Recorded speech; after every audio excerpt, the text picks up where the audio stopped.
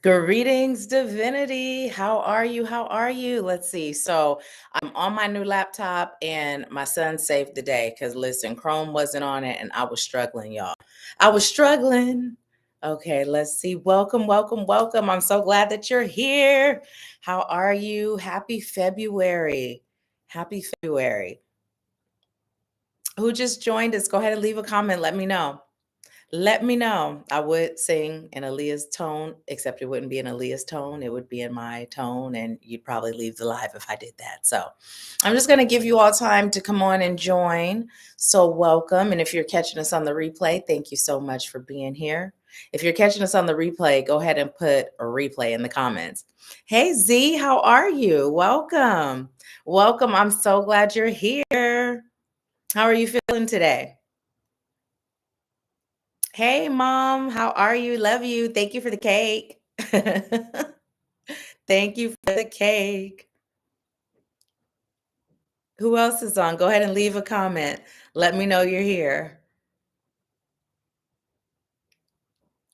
I thought I was going to take a nap, y'all. I did not take a nap.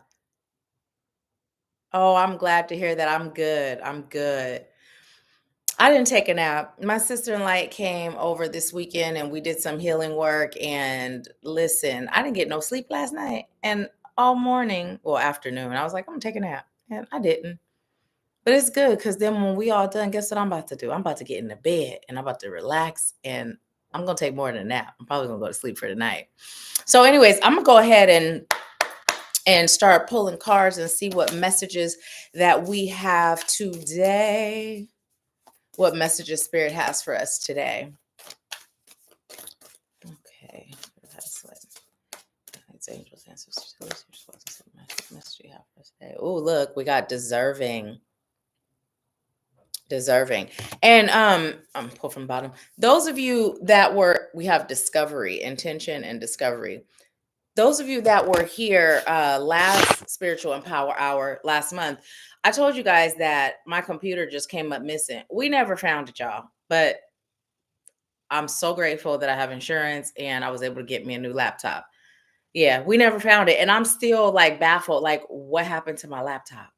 I'm still baffled. So I have no idea. Ooh, creative endeavor.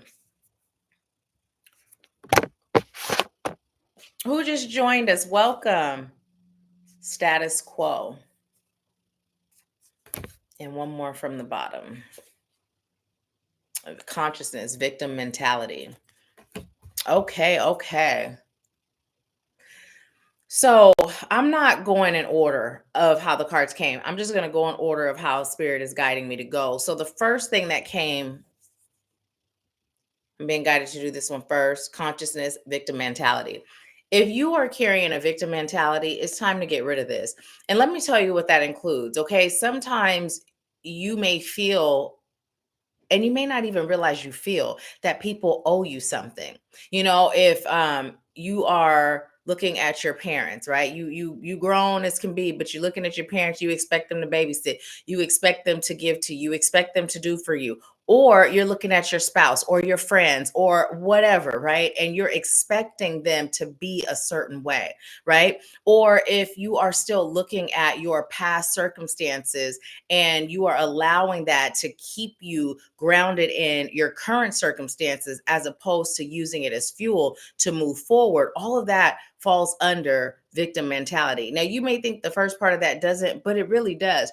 No one owes you anything. The only person that owes you is you. So it's time to come out of that victim mentality if you are there so that you can step into what you deserve, right? If you're too busy being here, then you're not able to really evaluate those spaces where you're not feeling deserving. This is a distraction, right? That's the message with this card. It's a distraction. It's time for you to get to the point where you realize you are fully deserving. And through that deservingness, you realize that you are fully capable. What are you capable of? Whatever it is you choose, right? Whatever it is you choose. But sometimes the idea of it's my responsibility and it's up to me can be scary, whether it's a conscious scariness or an unconscious scariness.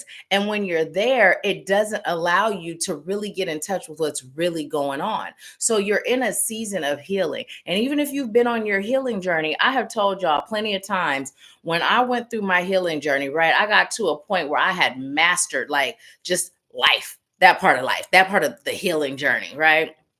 And then listen, when it came to love, I'm like, oh my goodness, all my trauma done affected me here. And I had so much more healing to do, right?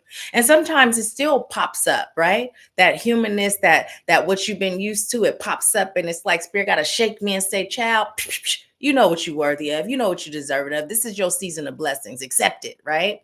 So it's just really time to go deep and heal. Let's see what y'all are saying. Hey, Sharon. Hey, sister, how are you? How are you? I never did take my nap. I went and I laid down and I was doing some stuff, worked a little bit, never took the nap, but that just means I'm gonna sleep real good tonight.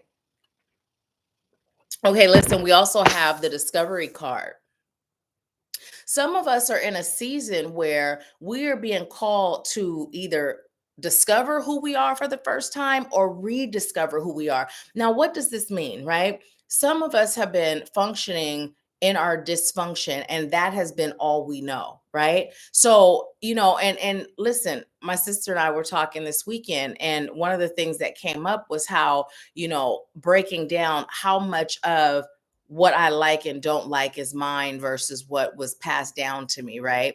And so some of us are even there where we're not even sure what we like and what we don't like because it's either been passed down or when we were in people pleasing mode, we adapted to those around us, right? So you're being prompted to really get to know you. And what that means, right? Is to get out there and be adventurous. Now, if you anything like me, you're a homebody. I'm a homebody. I can't speak for you, but I'm a homebody, right? I do like to go on dates. I hang out with my mom, but outside, I'm a homebody, right? So that may sound a little scary or a little off-putting or sound like something you're just not choosing to do. But this is what it takes. Sometimes it's about getting out there and just discovering life, enjoying things, seeing what you do, enjoy what you don't, right? And anytime you find yourself turning your nose up to something, I encourage you to really go within to say, wait, is that me? Or is that outside forces that gave that to me, right? Some of you are in a space where you're being called to discover your purpose, and some of you are in a position where you're being prompted to go deeper in the discovery of what your current knowledge of your purpose is, right? It's time to elevate and do more. And as I say that, it's coming in, do more by way of doing more for yourself and doing more within your service.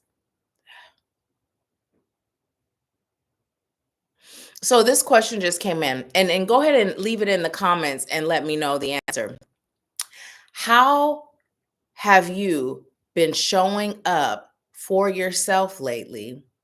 And how have you been showing up for others? Leave me a comment and let me know. Because the rest of what's coming after you do hasn't came, but I can feel that there's something else coming. So leave the comment. Let me know. Let me know. Okay. Let me know. I'm all hyper. Can y'all tell? But you know what? So my birthday's February 28th, right? So I treated myself to a new perfume. And I watched perfume just YouTubers, right? YouTubers that are into perfumes and talk about perfumes. And I'm a gourmand girl. If it smells like a snack, I'm all for it, right? So anyways, this perfume smells so delicious. It has like vanilla ice cream notes, caramel, and some other sweet notes, but it has some amber, right? And has like a light wood note. So it's not like childish sweet.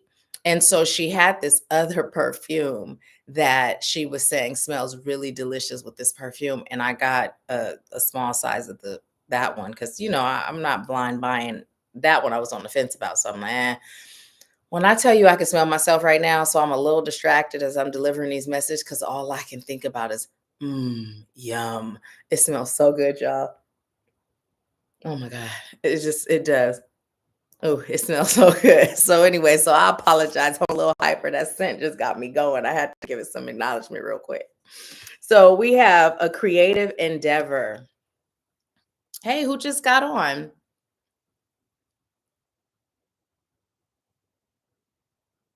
Deasia, are you on under me? Because I'm seeing me leaving comments that I ain't leaving. So, anyways, what project have you been putting off that your soul has been telling you to start doing? Something else came up this weekend when me and my sister was talking.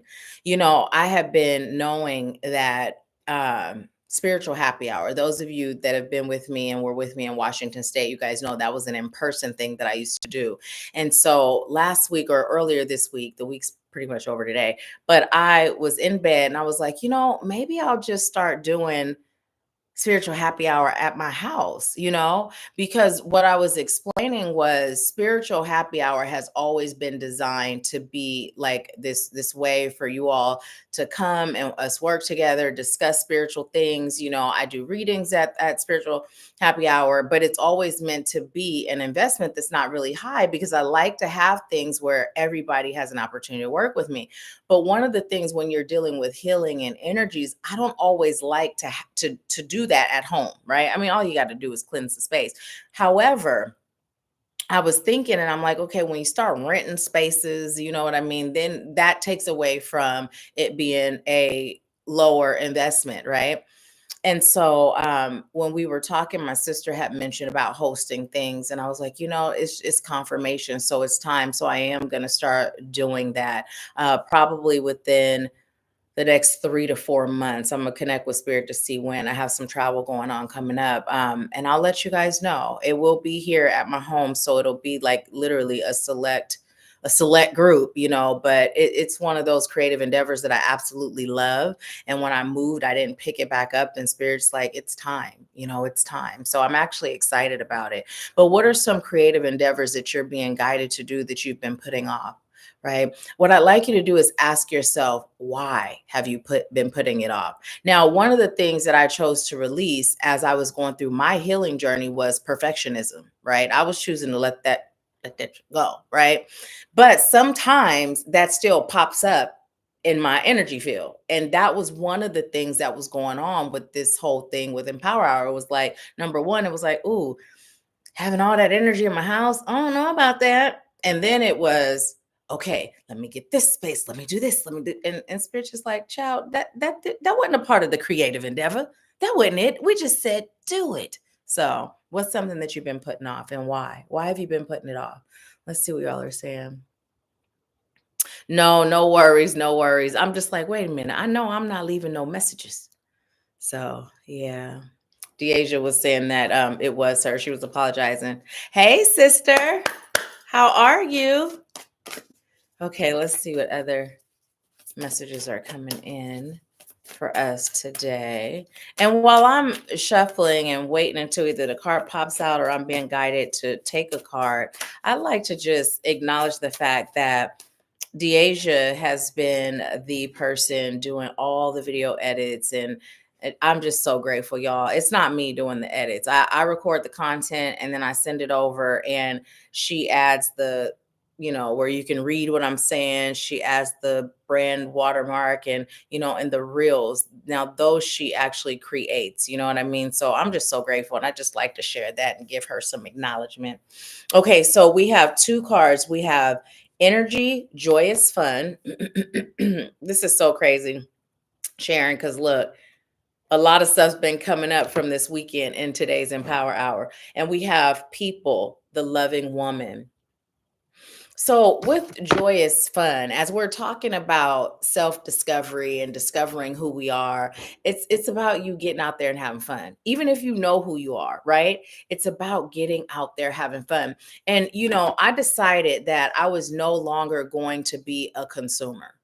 No longer going to be a consumer, right? I'm choosing to show up the way I'm choosing to be in my real near future, right? And one of the things that I'm doing is I'm looking at people that are there and what they're doing, and it makes sense. So, it's like I'm not being a consumer anymore. But the thing that Spirit did say to me was invest in experiences, right? Invest in yourself, right? Invest in your elevation, right? So travel, oh, I'm still doing that, getaways, Fun stuff, right? But things, it's like I've reached this season where I'm feeling more simplistic, right? And it just feels good. Everything else feels like clutter. And one of the things that I realized why things were so important is because before my healing journey, I was wrapping my worth and my value in my accomplishments, right? And part of those accomplishments were status and actual things, right? Things. So I've actually released a lot of things, donated a lot of things. And then, I've been telling y'all about this storage unit that I have. This month is getting emptied, right? Because it's been there since I've been in Tennessee. So if it's in there, all the money that is being invested in that every year, whatever's in there, by the time I would use it, if I ever did, I could just buy it again. It's just ridiculous, right? So one of the things, as we're talking about like getting out and having fun, another thing that's coming up is for you to look at your life and find out what habits and patterns have you created that were created when you were who you were before your healing journey, right? And if you haven't yet, if you don't feel like you're on the journey, you are if you're here. This is a part of your journey, right? But if you don't feel that, another question to ask yourself is, what habits and patterns am I existing in that's not aligned with the person that I'm choosing to be? Right. And then don't just ask yourself those questions, but once you do, then go deeper and ask the question, why am I or was I showing up in that way? Because when we're showing up in a way that's not aligned with who we're choosing to be or even who we are on a soul level, it's rooted in something else. Oftentimes we're just choosing to like release whatever it is but release looks like just brushing it under the rug. Like, let me just get this feeling off me. Let me just get rid of this. But we don't realize that if we get the feeling off of us in that moment, if we don't go deeper to realize why it came in the first place, then it's just going to pop up again and take on a different form. So it's not just about us getting the feeling off, it's about getting the feeling off through healing what we're feeling, right? Let's see what y'all are saying. Hey, Alata. Hey, I love you so much. I'm glad you're here. I'm glad you caught it too, sis. Oh, thank you, Mom. Mom said, "Hey, everyone, give Nakila's video a thumbs up. If any of this, if any of it resonated, yes, please, yes, please." Um, Alata said, "Good job, DeAsia." Sharon said, "Yep, Spirit's still coming through with the confirmation, right? It's crazy, right?" Denise said, "Great work, DeAsia." Mom says, Spirit told me in 2024, do not be a consumer. I choose to be obedient. Right. Hey, Michonne. And and here's the funny thing. So in 2023, one of the things that Spirit said to me was, it's okay if you choose to buy something else, because clothes, I love clothes, right? Always have. But here's the thing. I don't really wear my clothes. Okay. I will put on a cute little matching sweatsuit and some sneakers. I used to be that girl that dressed up all the time. You know what I mean? But now, unless it's a dress up occasion, I'm in my sweats.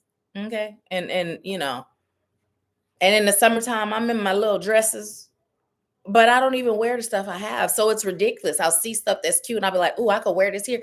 And then it's like, but you don't. So what are you doing? Right. So what Spirit said to me was, oh my gosh, this perfume, y'all, I cannot.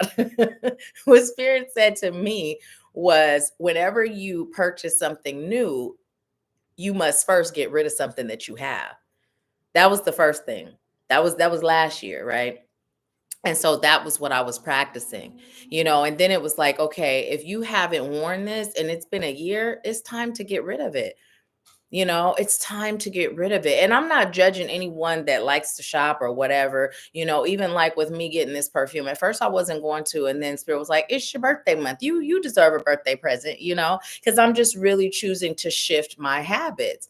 It's all about evolving and growing and elevating. And for me, the goals that I have, this is a part of a necessity, right? It's a necessity in order for me to reach the goals that I have. So if you're not living and existing in a way that's not out of alignment with what your goals are or with who your future self is, then by all means, this isn't your message. But if you have patterns that are standing in your way, this message is totally for you. And when we have these patterns and these habits, I know firsthand it's not always easy to just say, okay, I'm gonna give this way of being up. But you know what makes it easy for me? Spirit. Just guide me. Okay. Spirit, does it serve my highest good to get this? Spirit, does it serve my highest good to do this? Because once I get that answer, that's the begin all end all for me. If I were just relying on self to make these changes, please, okay, it probably would never happen. But by allowing spirit to direct me and guide me, it's like a win-win every time, right?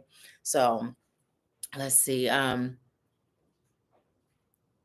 Denise said, you are speaking to my journey, releasing status quo, receiving and becoming in alignment with my highest self, investment of authenticity, spirituality. And you know what's so funny? So this deck, right? I don't even know that I've ever used this deck at all. Of course, when I get the decks, I always do readings on me, but I don't think I've ever used this deck. It looks so new to me. If I have, I don't remember. But one of the cards was status quo, because as I was sitting here waiting for it to be four, I was shuffling, and I pulled a few cards. And then after I pulled the cards, I turned it over, and the card that was hanging out was status quo. So I was like, wait, did that come? No, it was before. But yeah, it's so true. Many of us are existing now. Well, we've been programmed to be consumers. You know what I mean? We've been programmed to be consumers. And one of the things that I'd like you to pay attention to is, how do you feel, right? How do you feel when you're doing whatever you're doing? Right. And then also slowing down to understand your why, not just when it comes to how you're circulating your money. Right. And for those of you that don't know why I call it circulate, I know many of you do, but if you're new here, it's because we don't spend money up over here. We circulate our money. Right. Because when it goes out, it comes in. And my money got a calling on it. When it go out, it comes back with a whole bunch of friends. Okay. Because whenever I put my money out there, I always say, whatever I circulate, all that I circulate comes back to me multiplied a million folds or more. Now, if you don't believe in that million number, don't throw it out there, because I started with 10 folds, right? Then I went to 100 folds, then 1,000 folds. Now I'm at the million fold, right? But if you don't believe it, then your money just gonna go and be like, we don't believe you. You ain't finna take care of us. You ain't even really welcome us back. So we gonna find another home, So yeah, let's see. Deasia said, thank y'all.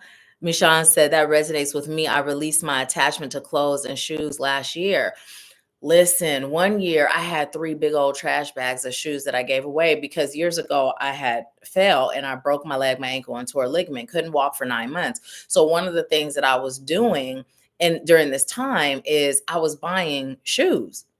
Like, just, this was years ago, right? But I held on to those shoes for a long time. I could not walk in heels after that. I held on to them. And then one day I'm just like, you know what? I haven't worn these things in however many years it was at that point. I'm giving it away. Right. But my closet was so junky. It was the junkiest closet ever. Right.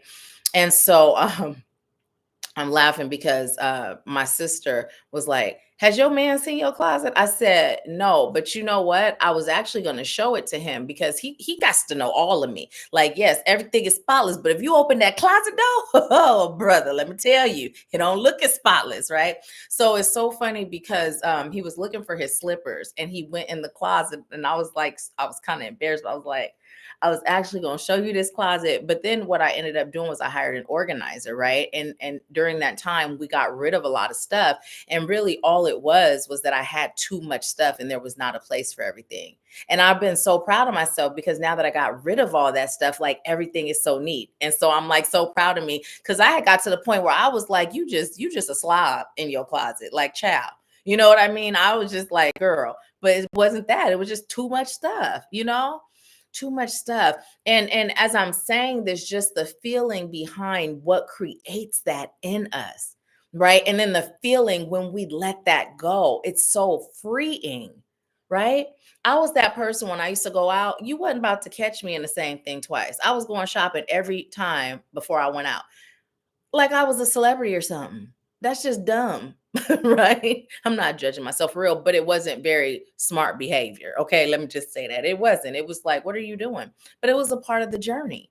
You know, my worth and my value was tied into things. And then it just got to the point, it was just habit, you know? When I determine I'm choosing greater in the now, but I'm choosing even greater later, right? So I can't expect that to just come if I'm not doing my part.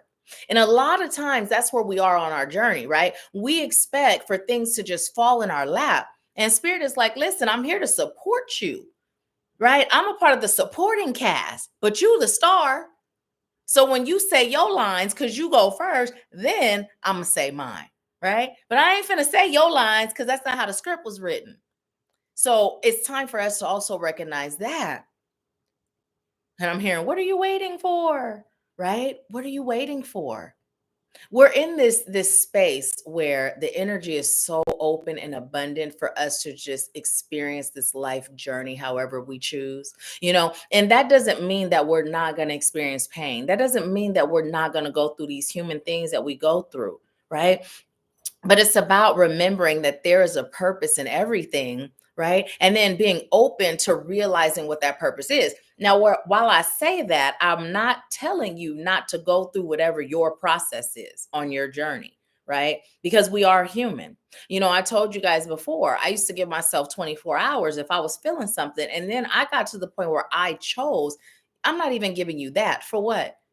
For what? You know better. Like, and when I say better, I'm not like, better. I mean like better. Like that when you're in that space, what you're doing is you're pausing your elevation. You're either pausing it, you're bringing it down, you're hindering yourself. And in my opinion, for my personal choices for my life, I feel like that's a waste of time.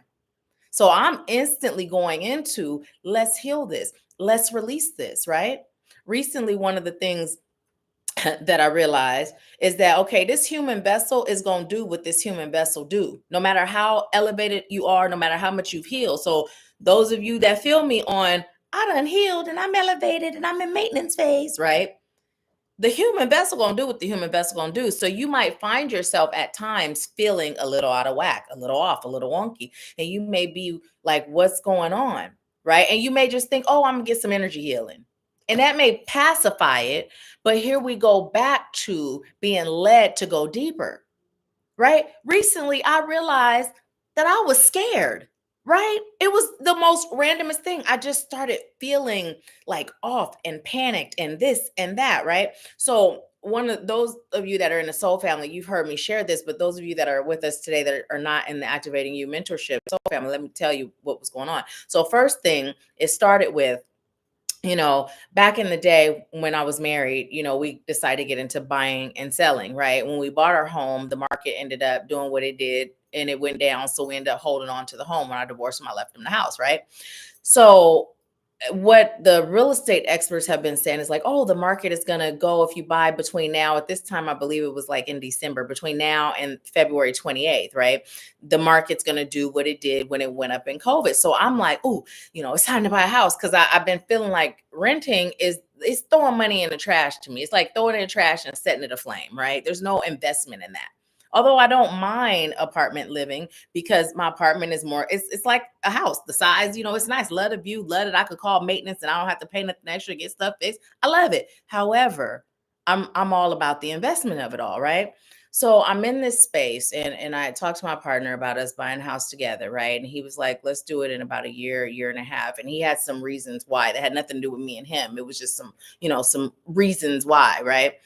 And so then I was like, well, that's fine, but I'm gonna still do it, right? But this whole process, it was like feeling stressful, right? Ding, ding, ding. That's an indicator that maybe you reevaluate, right? Maybe if it's feeling this way, it ain't meant to be right now. So I'm still going, going, going, going.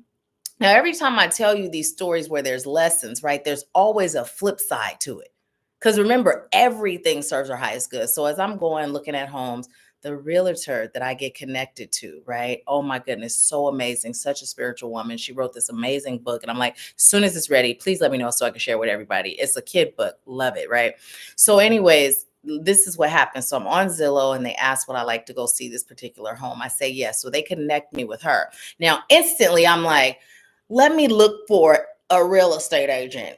And then it was like, wait a minute, Nahkila, what you doing? You're in this season where your blessings come with ease. That was the mentality I had before. Like, anytime it's that easy, it must not be good, right? So I chose to look at where I am, and it's like, that's not where you are. So understand your blessings come with ease because you put in that energy for that to be so. And that was the realtor. So I ended up ultimately deciding to wait, right? I'm going to wait that year and a half, re-sign my lease when it's up, then that's when we're going to move forward. Okay. So that was one thing. That was where my energy was first feeling wonky, right? And then I'm like, okay, what's going on? Because whenever I feel off, it has my immediate attention.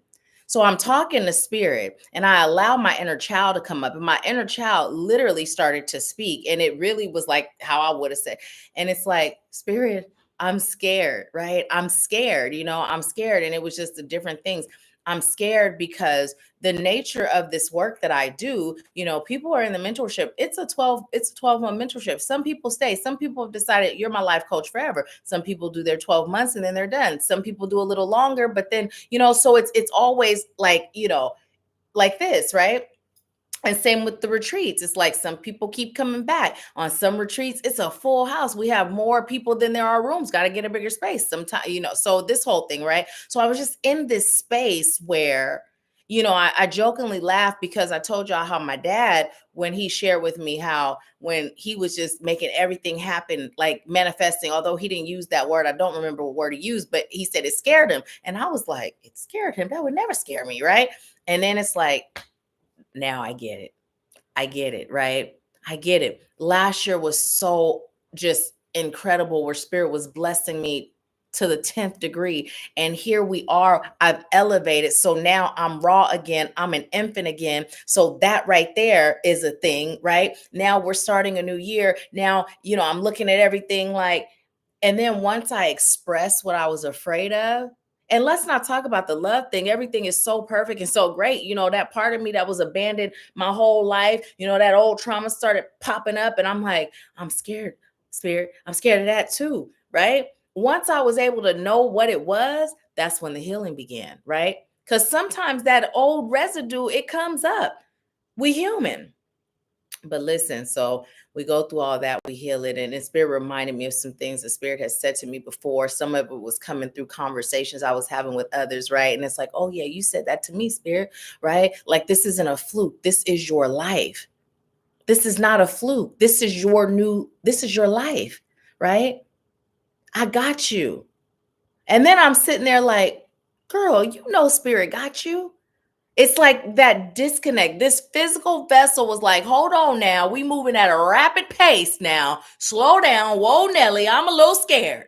But sometimes we don't pause to find out what is really going on. So now what we're doing, we're existing in that frequency. And now we start receiving based on that. So I encourage you. I've been saying this to you for a little while now. In the morning, when you wake up, even before you meditate, ask yourself, how do you feel? How do you feel? Right? You may choose to put one hand on your heart chakra, one hand on your solar plexus, which is right above your navel, and just take some slow, deep breaths while asking, how do you feel? And call yourself by name. Nahkila, how do you feel today? Denise, how do you feel? Michonne, how do you feel? Wanda, how do you feel? Alata, how do you feel? Sharon, how do you feel? Deasia, how do you feel? Right? Z, how do you feel? Right? And really feel into what you feel. And if what you feel doesn't feel good, then ask, what can I do so that you feel better? And you get that, okay, well, what can I do so that you feel good? What can I do so that you feel great? Right? But it's so important that we do those check ins, because if we don't, just because we're not consciously aware of what's going on, doesn't mean it's not affecting our lives. that frequency that I was in that fear state was really, really low. Fear is the lowest, one of the lowest. I mean, it's almost hate is the lowest, right? But fear is right there next to hate. You can't even see the difference. They're like right there, you know?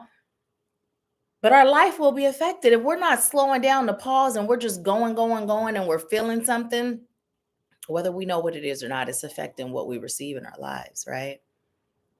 And don't be embarrassed when you having them human moments. We are human too, right?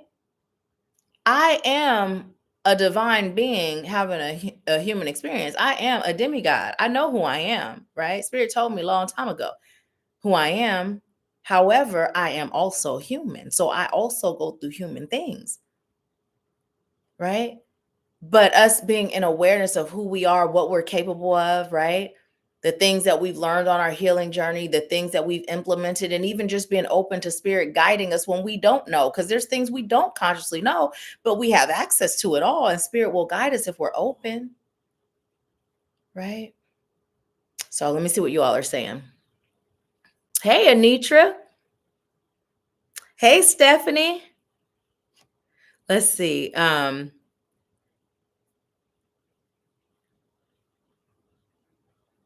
Anitra said, yes, yes, yes. Stephanie said, hey, ladies. Anitra said, hey, soul family. Anitra said, we are human. We experience all the feels. We most definitely do, y'all. Okay, we most definitely do. And see, also, here's the other thing. I was talking to my oldest son, and I was telling him, I was like, this is a pattern, right? It whenever there is an up level, it's like, and I use the term raw. I've been using that today, right? Although it's like this infancy stage, but it's almost like, think about it. If your skin is exposed, like your skin gets peeled back and your flesh is exposed, how raw that is, right? And that's kind of what it feels like when you're at this new level at times, right? And even the up levels shift because it gets to a point where, okay, I'm used to these up levels, right? I'm used to it. And then that becomes a thing that's just flow and it's don't really affect you. Back in the day, I used to get sick, all kind of stuff, and you may experience it or have experienced or be there now. But then it got to the point where it's like, okay, it's just an up level. But now this last up level was so major that it's like I'm back at that point of raw infancy. And it just had me all out of whack, right?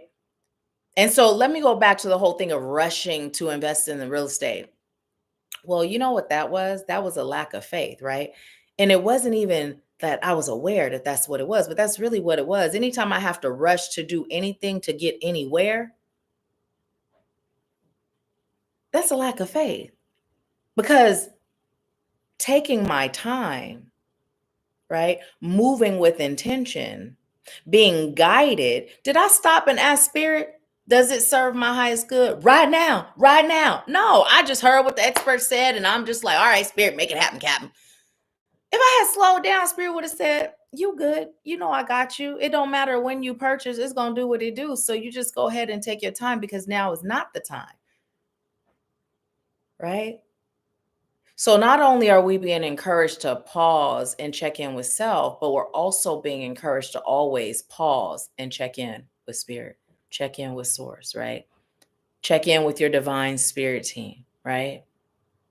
The aspects of you that aren't connected to your human existence, your human experiences, right? Your human brain fog, right? It's really important. So we have the loving woman. The loving woman. Why I'm frowning like that, y'all? So when I took my shower, I wet my hair so I could put in a ponytail because my hair, I've been in my bonnet all weekend. See, my sister didn't see my hair because it was just a big old fro. So it was just stuffed in the bonnet. So I'm like, let me just go ahead and wet it so I could pull it back, y'all. I just been chilling because you guys know I've been having the braids. And y'all know when I unlocked my hair, I ripped out most of my hair. It's grown back a lot. Then I got them twists and my edges, they ate all up. So my braider, she had surgery. And so I was like, I'm just going to nurture my edges. Because when your hair done, you ain't nurturing and rubbing stuff in so you don't mess up your hair, So that's where I'm at with it, y'all.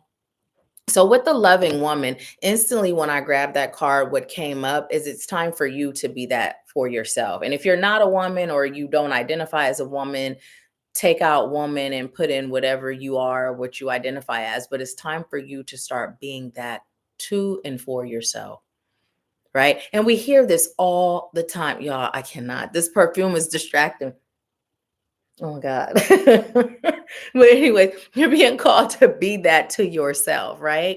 Be that to yourself. And also, in order for you to understand the degree of which you're called to be that to yourself, one of the great ways is to ask yourself, how am I choosing for my partner to show up? Whether I'm with my partner, like have one or not, right?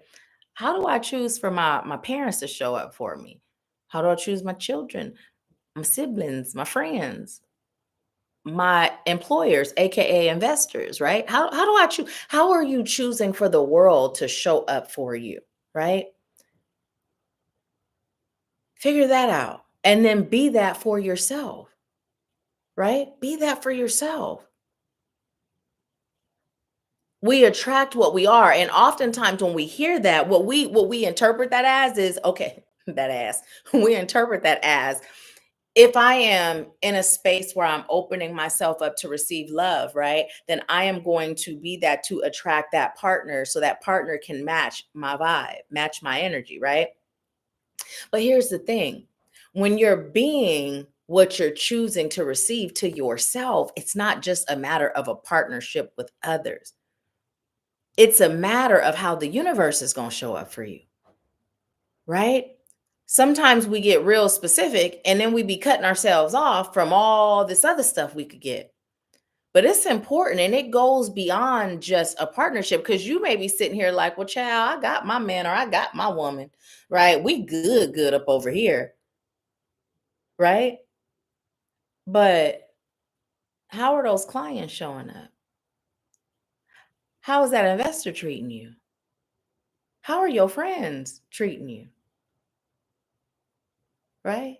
How are your kids doing at home? Are they cleaning up like you ask? You see? So it's not just about the partner, it's about our lives in general. And listen, this message came up came up for me this weekend, Um so we got an assignment, me and my sister, and that assignment is for us to start, me and her, to get together once a month, right? Where we rotate. 1 month I go to her, 1 month she come to me.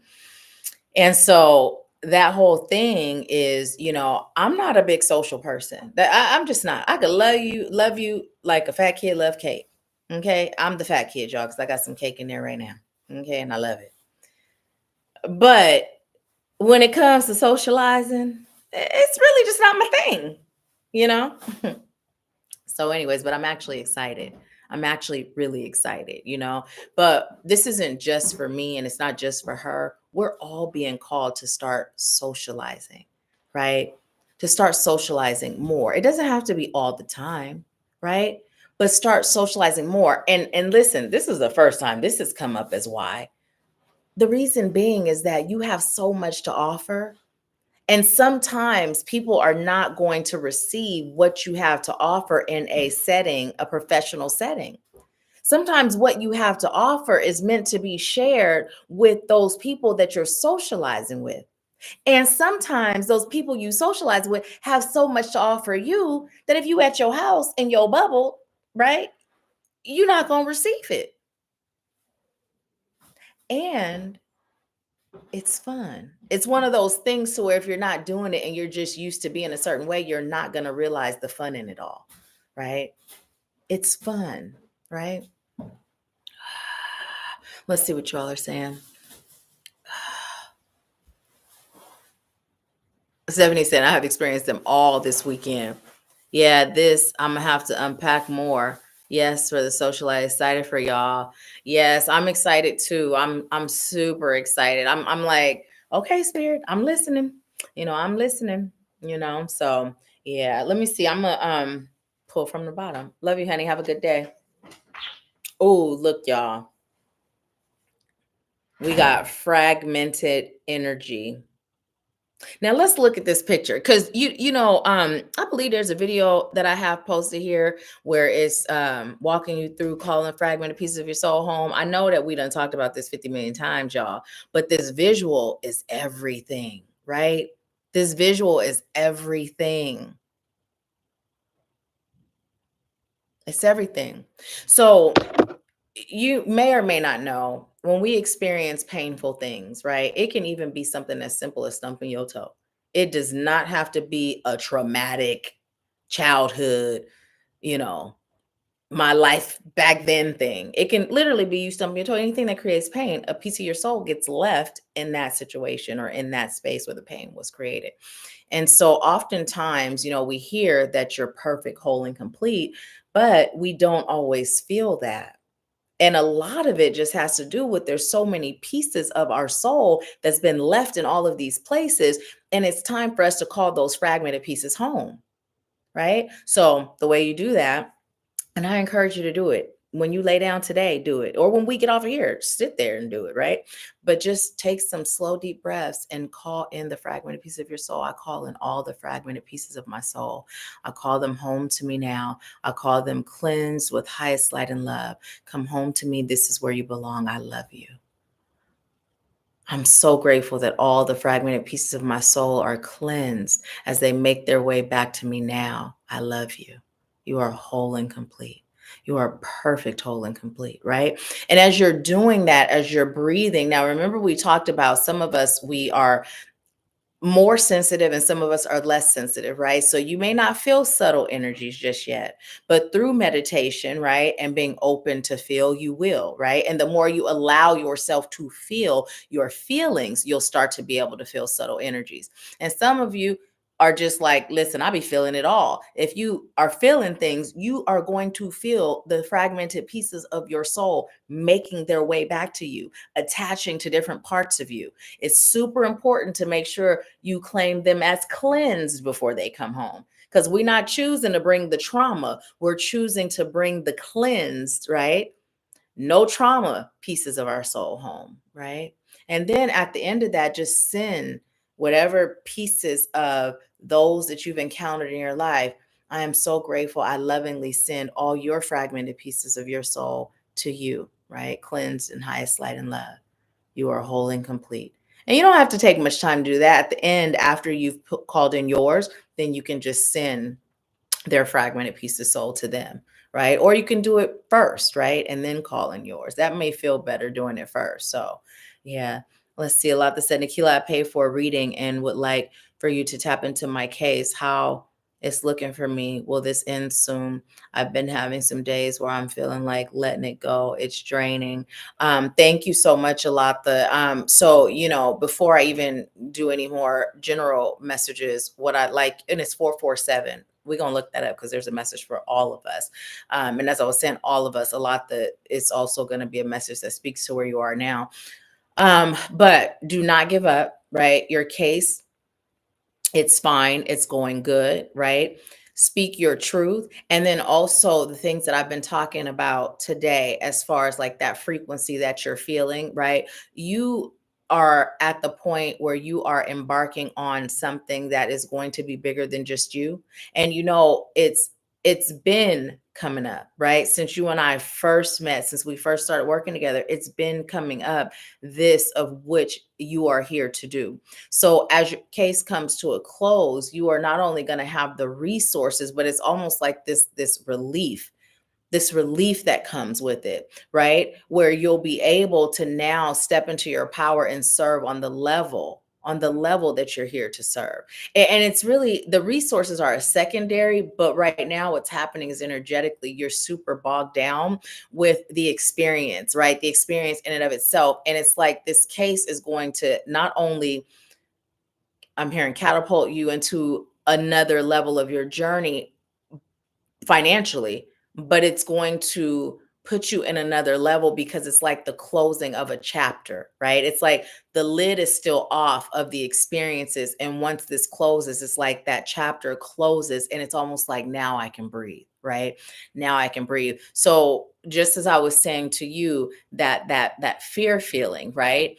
You may not identify it as a fear, right? But it is. There's some fear there. It's not all that's there with you. And I'm going to go into what else is there. But that fear is rooted in that version of you that experienced the reason why you have the case in the first place, right?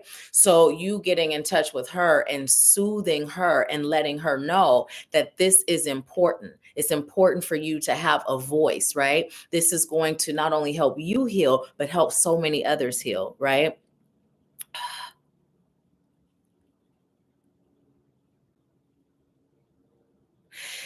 And now I'm just hearing, and also that aggravation, let the aggravation go and be patient. Put the energy into this case as you're choosing it to be. And as you're doing that, part of what you're choosing is how are you going to utilize the resources? How are you going to pour back, give back, right? And it's not just about you actually taking the energy of money to give back. You will use some of that, right? But it's more about the energy of who you are and what you bring. And when this case closes, you're going to have a new insight, a deeper insight, a more feeling connected insight to who you really are. And one of your guys just said everything's fine, a lot that don't worry. Don't worry.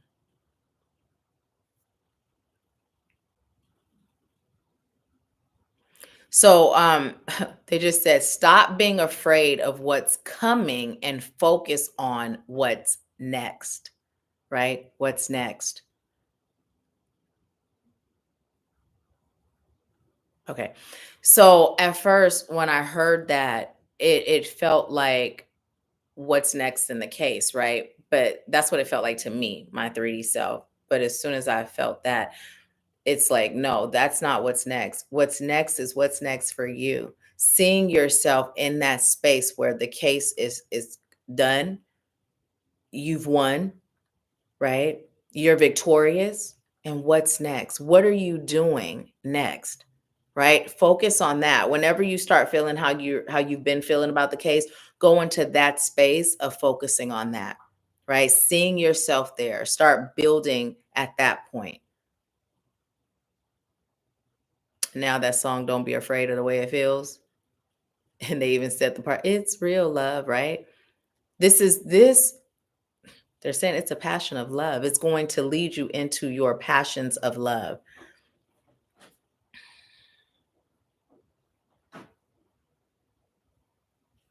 And don't be afraid of how well you're going to do. Just speak your truth. And here's something else you're being guided to do. Whenever you're called to write something, say something, do something, always just say, guide my words, guide my words, allow me to express fully what's necessary for them to get it, right? Allow me to show up in a way that's necessary for this victory that is mine, right? Get out of your head.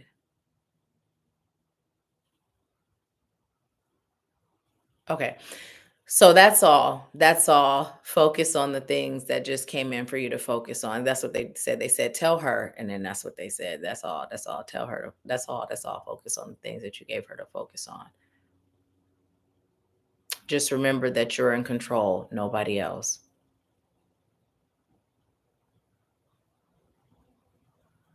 Okay, so now they're saying tell you what just happened with my case. So at first I had a number that I was saying that I was going to receive for this car accident case, right?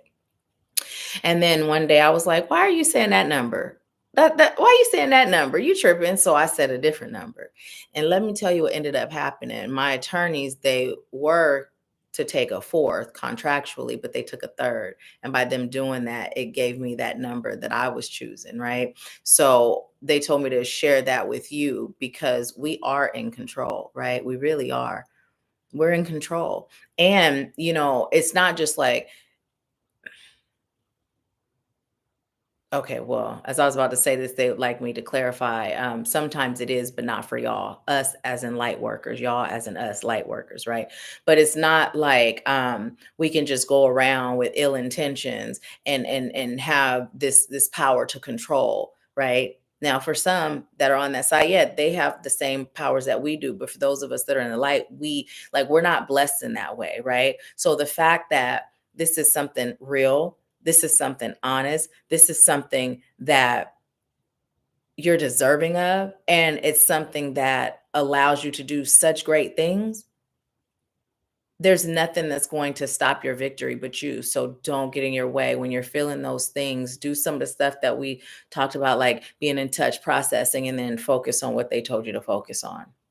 They said, okay, now we done. Now we done. So that's your message. Thank you a lot for allowing me to serve you. Um, Reliving it all. Wow, this message came up as I was requesting a reading. Well, no, that's what I was saying. I was saying I saw that, so I stopped and gave you your and did your reading right now.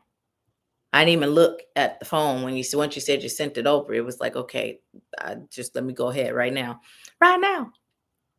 Um, why am I getting commercials during this live? When you get a commercial, are you still able to see me? Or and does it bring you back to where you left off, or does it like take you to wherever I am? How does that work? I have the I don't get commercials on my YouTube at all. Like whatever I'm watching. Hi, my beautiful aunt. But I don't get commercials. But with the commercials, in case you guys are wondering, the ads and commercials, when you guys watch those, that's one of the ways that YouTube pays creators, right? So if you're watching a video, whether it's recorded or live, if you watch those, that's how one of the ways that YouTube will pay creators. So yeah. Um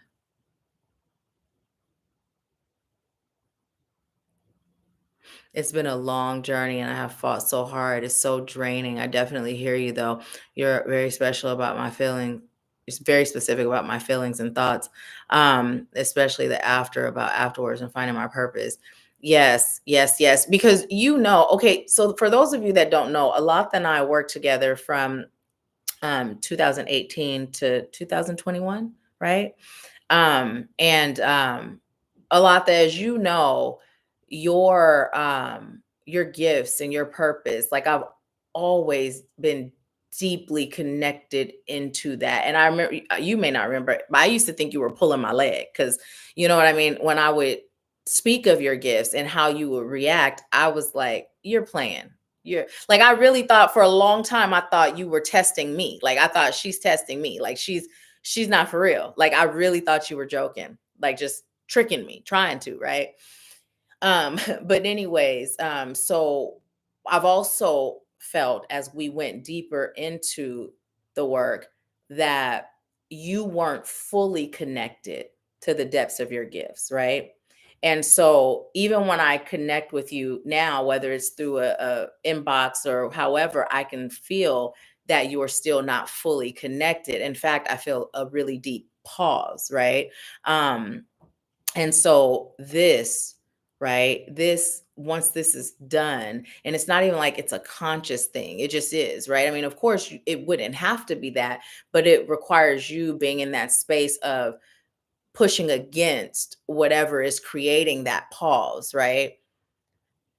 And if you don't choose to, that's when that lid goes on, and then that's when it's like it'll start to click. It's like that motivation will be there to really, okay, let me really go and explore this now. Even what you do know, like let me explore the deeper now of the why, right? The why this was, the why I'm here, right? And as far as like reliving it all, one of the things to do that's super important is that protection. And even as you're protecting, being very specific to be able to feel just enough, because it's no different from when we talk about, like if I'm serving, I can feel things in people's body, including their pains. And so we don't have to feel it at the degree of it being uncomfortable. Once we acknowledge it, we're able to choose what the degree is, right? So just really being intentional, talking to spirit about the things that this is bringing up, how it's affecting you, right? And then being specific about what you're choosing for spirit to take away while maintaining whatever is required so that they can feel, right? They can feel into the situation so that they're able to connect to the pain that you experience, right? Connect to whatever is necessary for them to connect to for this to be the victory that is yours, right? So yeah, yeah, yeah. Well, thank you, Alata. Thank you. Yeah, I really did though. I used to be serious for a long time. I was like, I think I even said something to him like, "Are you trying to test me?" Like, "Are you for real?" Like, I really thought you were joking. I'm serious. A lot that said I'm okay if you choose to share some of my story, especially if it helps others. Yeah, and maybe one day we can even do a live if you feel led to share, and just let spirit guide. Like we could a Zoom is what I mean, and let spirit guide you on what you're led to share. And then if any questions come up, then I'll ask. We'll just let it be spirit led because definitely I feel like your story will definitely help others for sure. I mean, there's purpose. Denise, the title of her book, There's Purpose in Pain, right? There's purpose in our pain. Our journey has a purpose. Oftentimes we just get stuck in the pain that we don't give ourselves the opportunity to really dive into the purpose of it all, So, and part of that purpose is helping other souls awaken and evolve. So, my Aunt Linda said, physically, I've been going through a lot back and forth depression. I'm working on not letting it get the best of me. I need prayers from all my heavenly sisters and brothers. I'm definitely sending prayers and healing energy. And will you all do the same? Please send prayers and healing for my aunt. Yeah, send prayers and healing. So a lot to say, yeah, you always said something. I'm open to always talking on your platform. Awesome sauce. You had sent me that message where you said that you were giving me my flowers, and that like you just out of the blue sending that, especially how long it's been since we worked together, that really touched my soul in such a way. Actually today I shared it on my story. It just, and I didn't even say like it's been what 3 years since we worked together, but just the fact that you know that you know what I mean? It just feels so good to know that. So I'm so grateful. So grateful. Thank you. So now, was anyone else getting a reading today? Because we at 501, y'all. Does anybody remember that message? Was it 447? 447? Because I'm gonna read the I'm gonna look at that, y'all. Because I have a feeling that not too many people are getting readings today. And that's totally fine. But I'm like, look at, oh, now it's 502, which is 7. Was it 447? Thank you, Anitra. Anitra says, sending you love and healing energy, Melinda. I did. I did. My mom said, I'm sending prayer and healing energy to you, my beautiful sister. 447. Okay. Let me look. 447. I'm gonna read our angel number, y'all.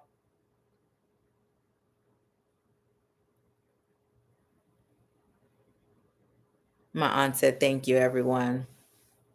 Yeah, I'm so glad that you came here so that you could let us know and that you could get that collective prayer and healing because it works. It really does work.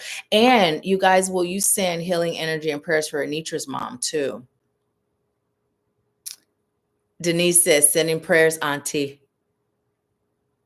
Okay, let's see. We have angel number 447 is a message of commendation and praise from your angels as you have been working diligently on your soul mission, and the angels are most pleased with your progress. Trust your intuitive messages and the guidance from the angels as you grow and expand in all ways, particularly in regards to your personal spirituality and self awareness. Be patient with yourself as you grow and learn and set examples for others to follow. Your angels are encouraging you to continue on your current spiritual path as you are making wonderful progress. Trust that you are manifesting your good as you toil, meditate, and live your daily life to the fullest.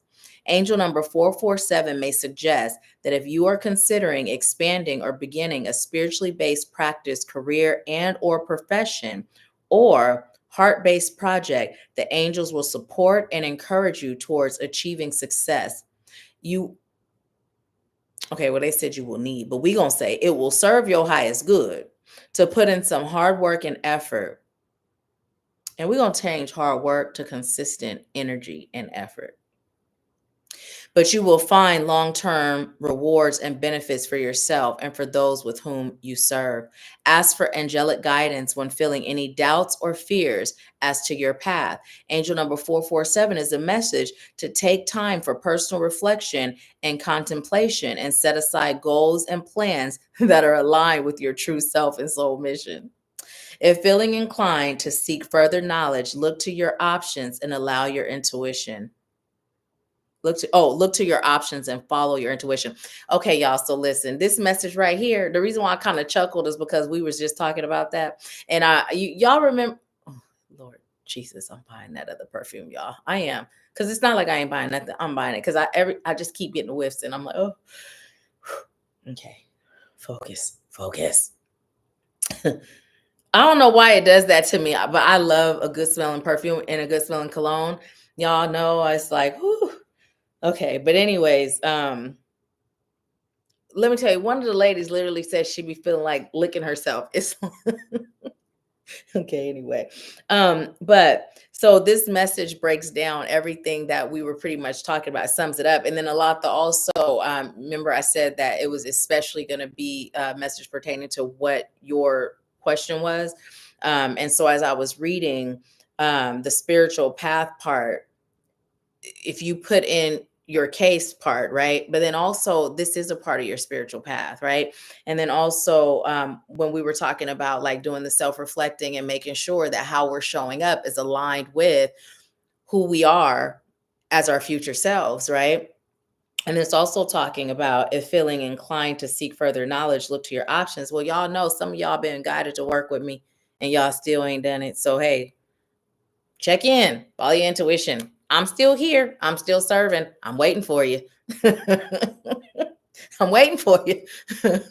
Oh my goodness. But yes. And speaking of service, you guys know we have the April accelerated retreat. There's still a few spots left. And then we also have the October 2025 Bali retreat. So if you reserve your spot, if you're doing both, there's a special for both, and you can go on a payment plan. Now, April retreat, the payment in full is required March 1st.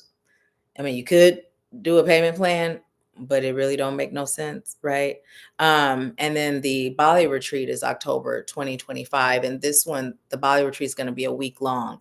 So I encourage you to join us. This one's going to be more intimate, like the space that I've reserved for us is not a huge space because we're going to be doing, it's not just going to be one day excursion, y'all. I'm just going to put that out there because y'all that come to the retreats know I like to surprise you with stuff. So we are going to have our normal like healing stuff and creating our container. But then, I mean, there's some things in Bali, like you just can't go to Bali and not do, like you can't go to Bali. I almost spilled it. Nope. There's some stuff that you can't go to Bali and just not do. I almost spilled it, but I didn't. So anyways, if you're being guided to join us, reserve your spot. Join us. It's going to be amaze balls. Okay. So yeah, my aunt said, amen. Michonne says, sending love and healing to them both.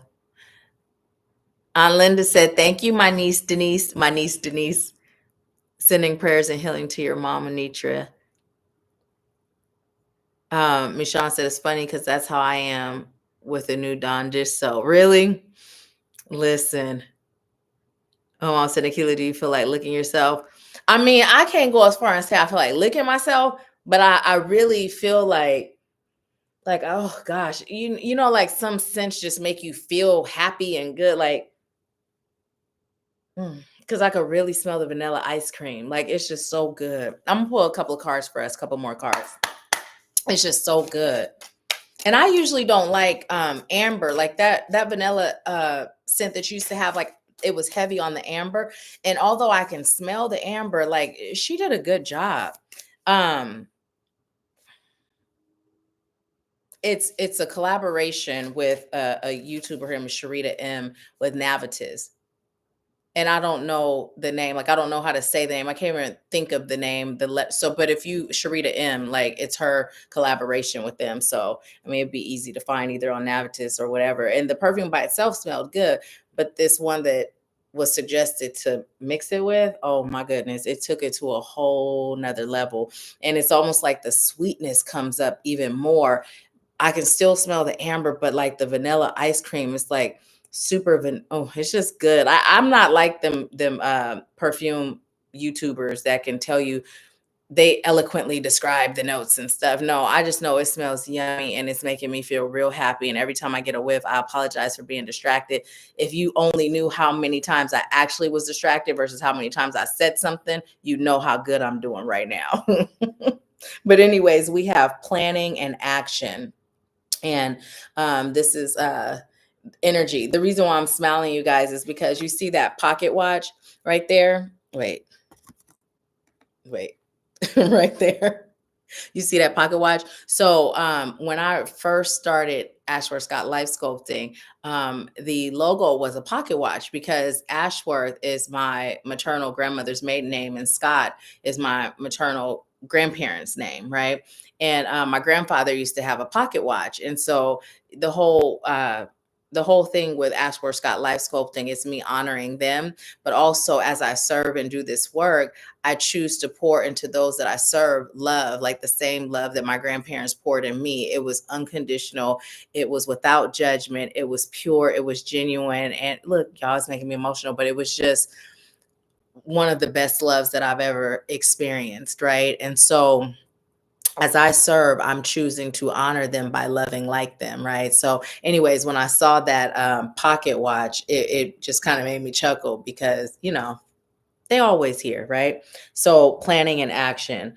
Um, so instantly what's coming in is quit planning and take action, right? Sometimes we do too much planning and we don't take action. And the reason why we're being called to stop planning and take action is because we're being called to be guided more, right? We're being called to be guided more. There's so much that we are being called to do. And I always tell you, like, it's not that we're always being called to serve like in this way that I serve, right? This just so happens to be my calling, but it may not be yours. But if you're here, whether it's live or on the replay, you do have a level of service that you are being called to execute, right? And that first starts with serving yourself and building yourself up to the point where you are vibrating at the frequency of love, right? So that when people are coming to you and they're feeling down and out, or people are coming to you and they're projecting, or whatever it is, that you can just give more love to the world, each individual at a time that has the blessing of encountering you, right?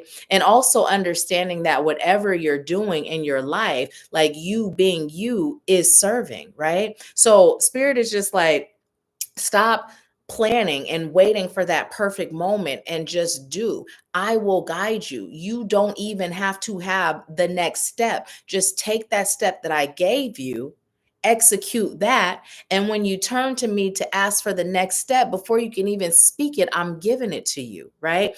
But we're called to have that level of faith because this journey is about flow and guidance, right? It really is. It's just about flow and guidance, flowing in the guidance, right? Now, y'all know, especially those of you that have been to retreats, and some of y'all that haven't know, because I speak about it often. I tell you guys how it wasn't until recently that I stopped having all these nerves when it came to the retreats because there's no itinerary, right? Like, yes, I know what the excursion is because that requires planning. But as far as the healing, there's never a plan, right? I was so happy at was it the last accelerated retreat? Anyway, spirit told me we were going to do one thing and I knew what that was. So I was like, whoo, I got one thing that I know we doing, but everything else is just in the moment. And the nerves came from the expectation of others, right? The retreats, they are an investment, and most people are used to operating the way we've been programmed to operate, which is to follow a ABCD all the way to Z. Well, here's the thing: when we're stuck in that mode, right, it doesn't really leave room for spirit to come in, right? Because we're so stuck on that regimen, that schedule, that, right, that it doesn't leave an opening for spirit, right? So, in order for me to do what I'm here to do, part of what I'm here to do is teach you how to exist in flow, but it required me to exist in flow. And listen, I'm the first one, y'all. I don't be shy to tell y'all when I'm nervous, when I'm tripping, when I'm, you know what I mean? Like, I will let, because I'm human, it happens, right? But after spirit kept showing up and showing out, then it's like, okay, spirit got us, you know. I still don't know what we're doing, but I know spirit gonna show up and show out. And one of the things that I find, just when speaking of the retreats, by operating that way, the souls that are there get exactly what their soul requires, because we're in flow and there's not this itinerary, right? This cookie cutter, this is how a retreat goes. And the retreats are just amazing. You know, they're amazing. And I always say, I'm not just saying that because I host them, because I don't just host them, I participate too. I be coming back shifted and changed too after the retreat. You know, Biggie said, I'm not only a client, I'm the player president. I ain't only the host, I'm a number one participant. Okay, I didn't sound quite like Biggie, but you get the point, right? So, yeah, so it's just, you know, we're just called to be deeper in flow, deeper in flow. Just take that action. Take that action. They got jokes. Take that action, right? Whatever it is that's in your soul, in your spirit to do, whatever it is that you've been prompted to do, do it. Guide me every day. Okay, so here's another thing, y'all, before we move on. When you get up in the morning, let that be one of the things you say too. After you check in with yourself, love you, Pooh. Have a good day. After you check in with yourself, is guide me, and just be open to the guidance. I can't tell you how easy life is when we guide it. It's just easy, y'all. I say this all the time. I say it all the time. Until we're all 100% spirit led all the time, I'm gonna keep saying it. So get ready for it, because I'm gonna keep saying it, you know, but just be guided. Be guided. Spirit will never, never, never, never let you down. And I say this knowing that we do experience pain. It's a part of the human experience. But spirit is never going to turn it back on you and leave you out there. You know, if you're feeling left in the cold, it's time to say, how am I blocking spirit from showing up for me right now? Because sometimes in pain, that pain can turn to anger because it's easier to feel. And then we showing up, blocking all kind of ways the spirit will show up and be there for us. You know, feel what you feel, process how you process, but then release it. You know, and even in the moment of processing, stay in that state of guide me, heal me, show me, right? Guide me. So let's see what y'all are saying. Anita said, what perfume is it? Was that before or after I shared what I just shared, with not being able to say the name? Because I really don't even know the name. The first, hey brother, the first part is her daughter's name, and then the second, I can't even remember the name, but it's by Navitas, and her name is Sharita M. And the other one, I don't know what that one is either. I ended up ordering like they have like these sample scent split. They have these samples. So the one where she was saying, I'm like, was it her or was it somebody else? Anyways, one of them women was saying to mix it with, it was her. I actually ordered that in like a little sample thing first. And I'm like, oh yeah, when it's gone, this is definitely going to be a staple in my mixtures of perfumes. Now I'm going to mix it with my Baccarat. I'm going to see how it smells with that. Cause I've mixed Kayalee's vanilla with the Baccarat, and that was pretty. I'm going to see how that smells together. Oh, I think that's going to smell real yummy. I might even mix it with the Burning Cherry by Kaylee. I'm just going to experiment. I'd be like, I can't wait to get in the shower just so that I could put on perfumes. For real. I can't wait to shower. Just so, yeah. Anyways, this is like perfumes are like my new toy. You know, when you're a kid and you get toys and you can't wait to play with them, you know, and then when you get a new Barbie, you can't wait to play with that Barbie with the old Barbies. That's how I am with perfume. But even that, y'all, I put like I always check in. Spirit, does it serve my highest good? And sometimes I'd be way on the frugal end. That's why Spirit was like, it's your birthday. That could be your birthday present, you know? So, okay, cool. So yeah. Oh, thank you, Anitra. Anitra said your retreats are magic, healing, and overflowing in love. And and we all contribute to that. When we come together, it really is magical. It really is. And you guys listen, when I say this to you, I'm not just sitting here to sell you no retreat ticket, right? Like I'm telling you, when I'm offering for you to schedule a consultation for us to work together, when I'm offering a space at the retreat, like I was telling Sharon this weekend, sometimes I don't always translate what you're actually going to receive, right? I don't always, like, it don't always translate, right? Because I was just telling this whole social media thing, listen, the moments that are magical are when I'm having a conversation with someone that I'm serving, when me and my mom be in the car. Like, those are the magic moments. And then I get on social media. It's like, let's just pull cards and deliver messages. But what you are in store for, I don't really think you understand the magnitude of what it's like to work together, because although I'm a certified life coach, I'm a clinical hypnotherapist, right? I'm an NLP practitioner, all of that. But that's nothing in comparison to the fact that I am a psychic life coach. So the way that I serve you is spirit guiding me and directing me. Spirit tells me what to say to you. Spirit tells me how to serve you. There's been a time, and Sharon, you just keep coming up today, where I have given Sharon something. This is probably, was it in 2023? And I had no idea consciously what this does, right? But this is what Spirit told me to tell her to do and what to get and how to use it. And I kid you not, a couple of days later, I'm on Boxer telling her, oh my goodness, look at this. Because exactly what it was for, I had no idea. But here it is, a video pops up and this is what it's used for, right? And that's how it works being a psychic life coach. I'm not relying on my brain. I'm not. And then also, there's times where you don't even know where you're blocked, but I can feel inside my body what's going on in your body, right?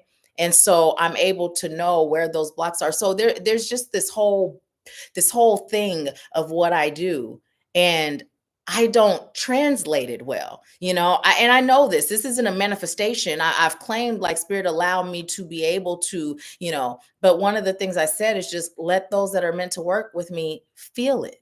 That's why I always tell you to connect to Spirit.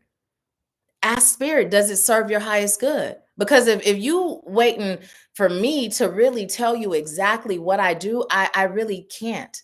Because what do I do? There's no limit to what I do. Y'all saw Mernalini's video. She made her first $38,000 month by doing the things that I guided her to do in our session.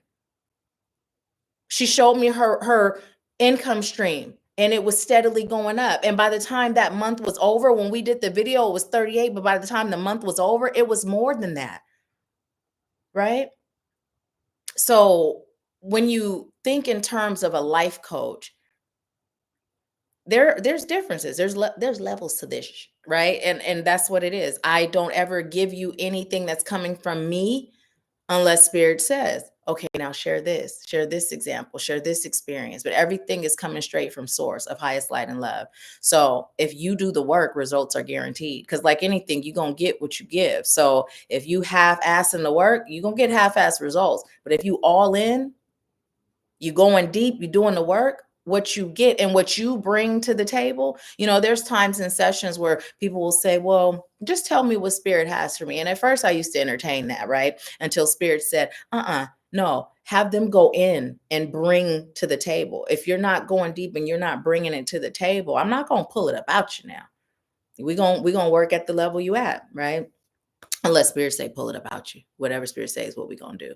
So yeah, so I'm just sharing that because it's not me just like, let me sell you something. Y'all know that's been with me for a while. You guys know I never used to even tell you what was going on. And then Spirit was like, you're doing them an injustice. That's why you're here. You guys get nuggets and pieces during these lives, and and you probably get something out of some of the stuff that's posted on social media. But what happens when we're actually locked in, words can't describe it. I can't describe it, because it truly is magical. And this isn't me bragging or me tooting my own horn. This is just me stating facts. And sometimes, Spirit did say humility is toxic, but sometimes I do find myself in that zone of humility, right? But it just is what it is. It's a fact. It just is what it is. And if you ask anyone who's worked with me, they can share with you some of the magic that happens and the breakthroughs that they have and how they elevate in their life. It's just a fact. And if I don't tell you, you're not going to know, because what I put on social media, it does not translate. So if spirit has guided you to work with me, or if spirit has even guided you to come back and get a refresher course with me, if spirit has guided you to go to a retreat, do it. Do it. And don't let money be an option, because one of the things that I've started doing is custom packages. So we going to find out how I can serve you within your budget. Okay. So don't let that be a factor. Schedule a consultation. All right. And that's all I got to say about that. Now I'm gonna see what y'all are saying. A lot that said, no, I can't see you when a commercial come on, but the chat is still visible. Oh, I see. Okay. Mom said, hey, son, a lot to say, you better roll them credentials. Listen, and I be cutting the credentials off. I don't even tell y'all all of them because they don't matter. I don't really use them unless spirit pull it out the toolbox, you know? Shoot, that and oh yeah, and I'm a Reiki master teacher, but I'm also a divine source energy healer. That was a form of energy healing that spirit gave to me, and I was running around like, who am I to have this whole energy healing that and spirit? Because when I was guided to take Reiki, so that it led me into this, you know, and now I'm gonna share it, because listen, spirit is like, y'all, I also exercise demons. Okay, that's something else that has been added to my resume. It's and today, literally, my mom came over and we were talking to my sister, and I was just sharing with her some of the things that have happened over the course of this journey of me serving, right? And I realized that when I thought it was the first time of me dealing with entities, it wasn't. There was someone that I used to work with, and I went to her house to get rid of some entities out of her home. But I had recently, last year, began people who have entities in their energy field that are low vibrating, right? What the first time it happened, this particular person, there was an entity that identified as Lucifer.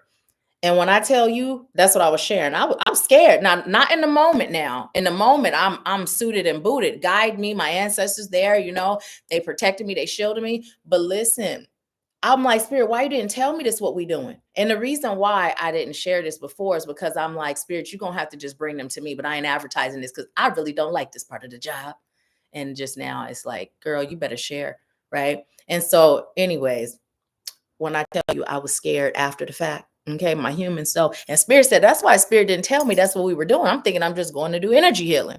Because Spirit said, what you gonna do? Overthink it, be scared. So you set me up, right? My mama had to spend the night with me that first night. Every little bump in the night. And as I was sharing the story about some of the stuff that happened, I realized where the fear came from. It's because there was this woman that I met at this psychic fair that I used to get readings from all the time. And then she went from highest light and love to not being highest light and love, right? And so I met this native elder through her, and we were talking, and she was just saying how she talks the talk but didn't walk the walk, like she wasn't protecting, she wasn't cleansing. And so I literally witnessed her go from being highest light and love to her in a reading telling me to pray to Santa Martha. And I'm so glad, even though at the time I didn't know who that was, that my intuition kicked in and was like, oh, no, you don't. Right. I'm so glad. But then there were some other things, some really heavy things that took place. And so I'm kid you not. Today I realized when that fear was there, that's where it came from. Now the fear is since long gone, right? However, after I would be like, okay, Jillian, let's do some healing.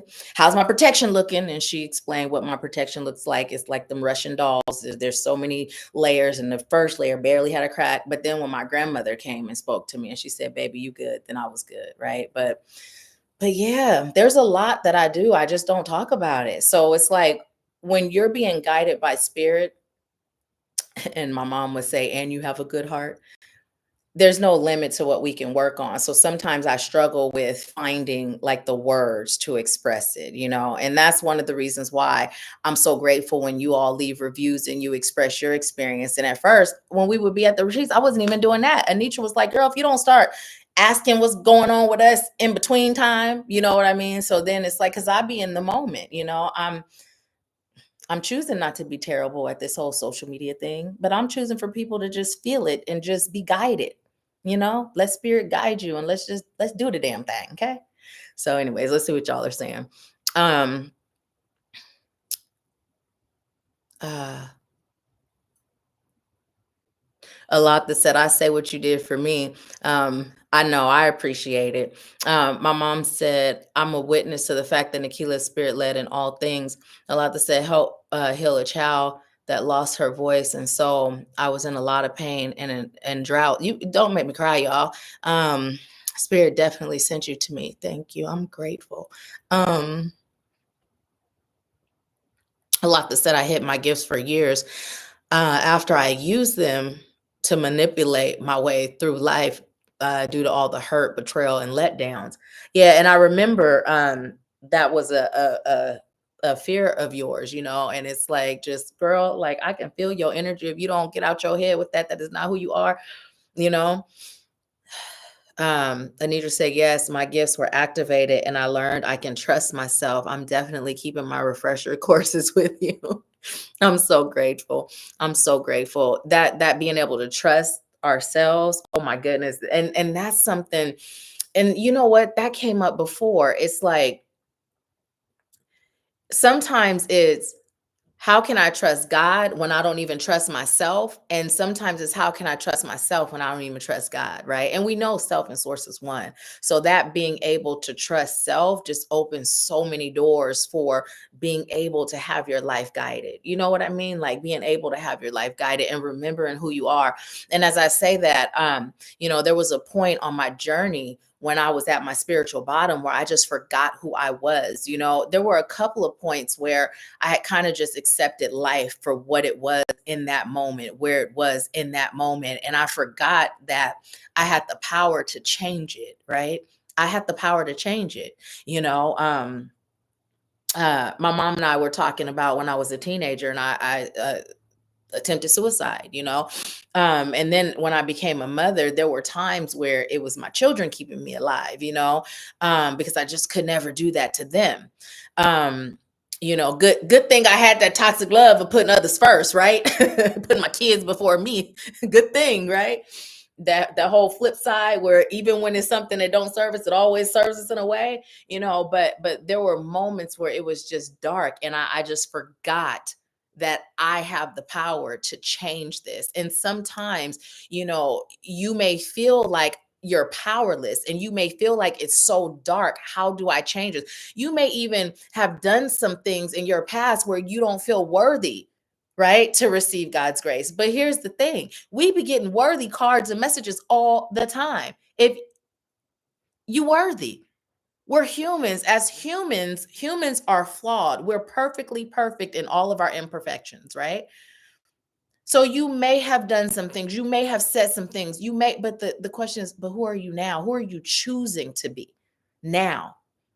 It's never too late to choose highest light and love. It's never too late to make that shift. It's never too late to turn that corner. What are you choosing, you know? So, yeah, yeah.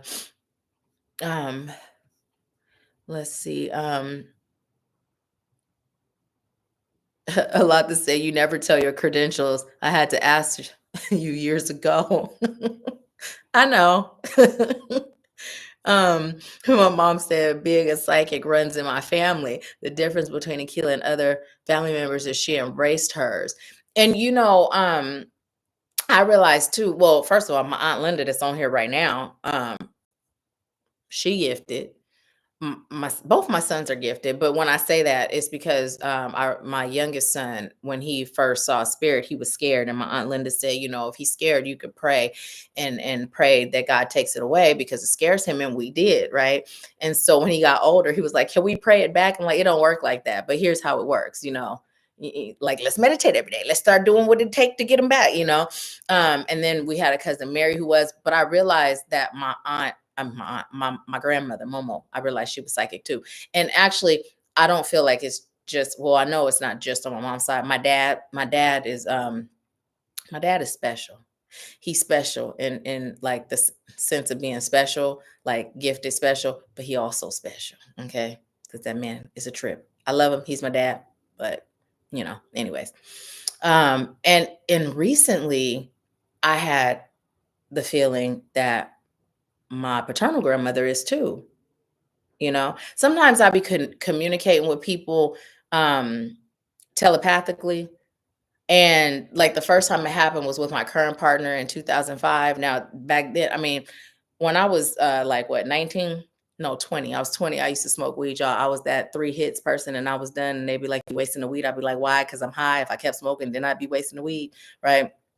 But anyways, but I'm really not a person that can smoke weed, because now I don't know what weed was in Washington State. I don't know what weeds around the world, but I just can't do it. I don't judge people that do, but it don't feel good to me.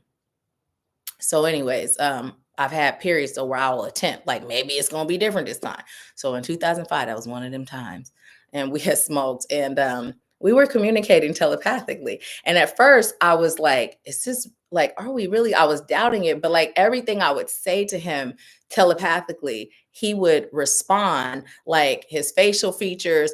And it wasn't because I was high. Now I probably shouldn't have led with the fact that I was smoking weed, right? Because y'all probably just think, "Child, you was high." But no, y'all not, because y'all gifted. Y'all understand. But he would laugh. I would say, and so it was like a thing. And so recently that was happening with my paternal grandmother. It was like a telepathic thing. It wasn't like a full-on conversation, but it was like a telepathic thing. And I wasn't high, y'all. And so I was just like, oh, okay. So she is too. So yeah, it's just, yeah.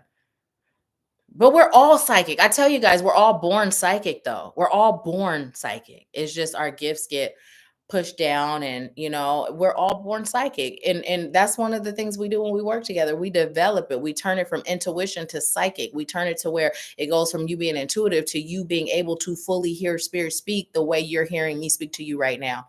That's also one of the things we do, right? We heal the things that are blocking. We help you build your bag, right? But it starts with healing, right? That's what I had to tell Mernalini, because she was very clear why she was coming to work with me. She was very clear that she was choosing to elevate financially in her business.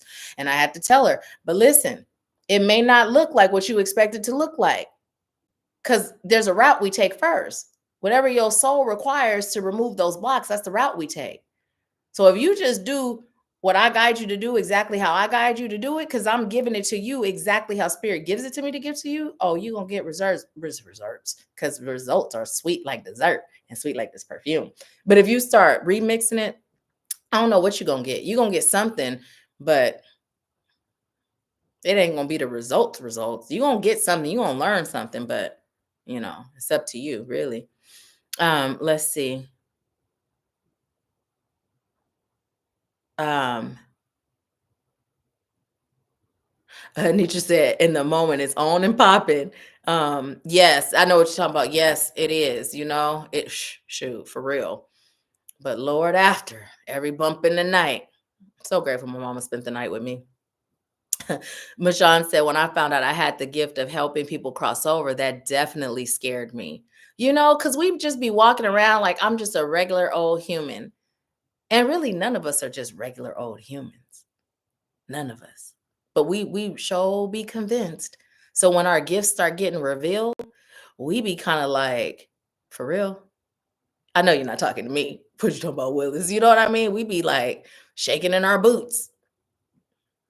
But spirit got us. You know how they say God not gonna bring you to it if God ain't gonna help you through it. I know that's not really how it go, but that's what it says. And that's really what it is with our gifts. It's like we're not going to be faced with something that we can't be protected through. But it does require us to be cleansing our energy field. It does require us to be, protecting ourselves. And as I was pausing, it's because I was receiving to share this with you all. So no matter how much you protect, no matter how much you disconnect, what I discovered is that we still absorb when we serve. So the first time this started to reveal itself was the young lady who retwists my boy's locks and my mom's locks was here. And sometimes I just be in the moment, like she was here, and I think she ended up being here like 6 hours, where I was just basically serving her. And then at one point she goes, "What, was your eye already like that?" And I said, "Like what?" And I said, "Well, whatever it is, no," because I saw myself in the mirror, wasn't nothing wrong with my eye. Well, when I went and looked, my blood vessel in my eye had burst. And so that was the first thing, right? What was going on at that point? It's like my physical vessel had reached its capacity. So energetically, I was full from all what I had absorbed. Now, I do sessions with Jillian every month. You know, she's a part of my maintenance, right? My mom helps cleanse my energy field now because we realize that there's an absorption that happens. But anyways, it was literally like my container was full. And so it started to manifest physically, and it started with that eye vessel popping. So when you're serving, even if you're protecting, even if you're disconnecting, and even though I cleanse my own energy, right? Sometimes that's just not enough. And you don't have to do it all the time. With My mom spirit had said that it serves my highest good for her to cleanse my energy once a month, right? And then, like I say, I work with Jillian once a month. So I encourage you to just check in with spirit if you're serving in any way, to find out how often does it serve your good to be served by someone else who's doing energy healing to help cleanse your energy, right? Because we do good at cleansing our own energy, but there's something about like being able to lay back, you know. And even with that being said, there are times when I do just lay back and I allow spirit to cleanse me, for spirit to heal me. But even with that, like that, when my mom's doing it, and this is the craziest part, when the energy is coming out of my body, like it's painful, right? Like sometimes I'll be laying there wailing, crying, but it's almost like, you know, those movies where you see where it'll be like faces. Was it Freddy Krueger, where there's like faces and people in his body? I think it's Freddy Krueger, right? And now it ain't like that, but that's kind of what I would liken it to, as far as how it feels. It's like what I've been holding, storing, that belongs to others. It's in my body, and now it's being pulled out through that energy clearing, and it's painful, physically painful, you know, and then it like emotional pain too, but it's not mine, right? So yeah, so I would say definitely, if you're serving in that way, no matter how many sacred baths, how much cleansing, protecting, you're still absorbing to a degree, right? And this was just last year. So officially, I've been serving this way since 2016. So that's how long it took for me to reach my max, right? But now that I know, and Spirit's giving me a guideline, Mom, this we do, right? Now I know, so that I don't ever reach capacity. And then also you can feel it too in your own energy. My brother who's on right now, one day he said to me, he said, this doesn't feel like your energy, right? I can't even remember what it was, but I was like, yeah, I know my energy feels off, right? So we go back to just paying attention to how you feel, because you are one of your biggest guides, but it's every aspect of you, right? It's does it feel peaceful? My body lets me know if this is aligned, because if it feels chaotic or rushed, or you know, and we know the difference between fear creating those feelings and it's feeling like that because it's not aligned. And if you don't know the difference, that's where you ask spirit. You just go ahead and have a little prayer session. Spirit, here I am, this is my question, what's the answer, right? And you'll be able to know, you know, you'll be able to know. But yeah, we have signs all throughout, you know, physical stuff. Sometimes it's not really a medical thing. It may show up medically, yes, but it's not rooted in that. And that's not to say like if you're being guided by a medical professional, don't, but it's just saying when you have medical stuff coming up, I would say, okay, spirit, what's the spiritual root of this? What's the energetic root of this? Right? What's the energetic root? And you'd be surprised. We had a sister at one of the retreats. Her doctor was talking about knee replacement, that divine source energy healing. Her knee was good, right? So it's powerful, y'all. It's powerful. And sometimes when I'm reaching out to you, because some of you I will reach out to you personally, right? And I'm like, okay, it serves your highest good to come. I'm not nosy. I'm not in your business. When spirit tells me that, I don't ask why, right? I don't ask why. There's someone that I work with in the beginning who is beating cancer, and spirit done told her way back then it served her highest good to go, and it came up again, right? You're beating cancer. You just never know what you may get when you come, right? I mean, I don't know why spirit guides you to come. It's not for me to know. When spirit guides me to do things, I don't always know why I'm being guided. Sometimes in that moment, it's not for me to know, but I always know before it's all said and done. Once I go and do what I'm guided, oh, it's very clear why spirit guided me in that way. So I'm just saying, if you're being guided, don't cut off your blessing, right? Don't cut off your blessing. What is the reason? Go find out. And not even just when it comes to me, working with me or coming to whatever it is, right? Go find out. Go find out. Whatever spirit is guiding you to, there's something there for you. There's a missing piece, right? That completes your puzzle in it. So go find out. Don't pick and choose what you do when spirit's guiding you.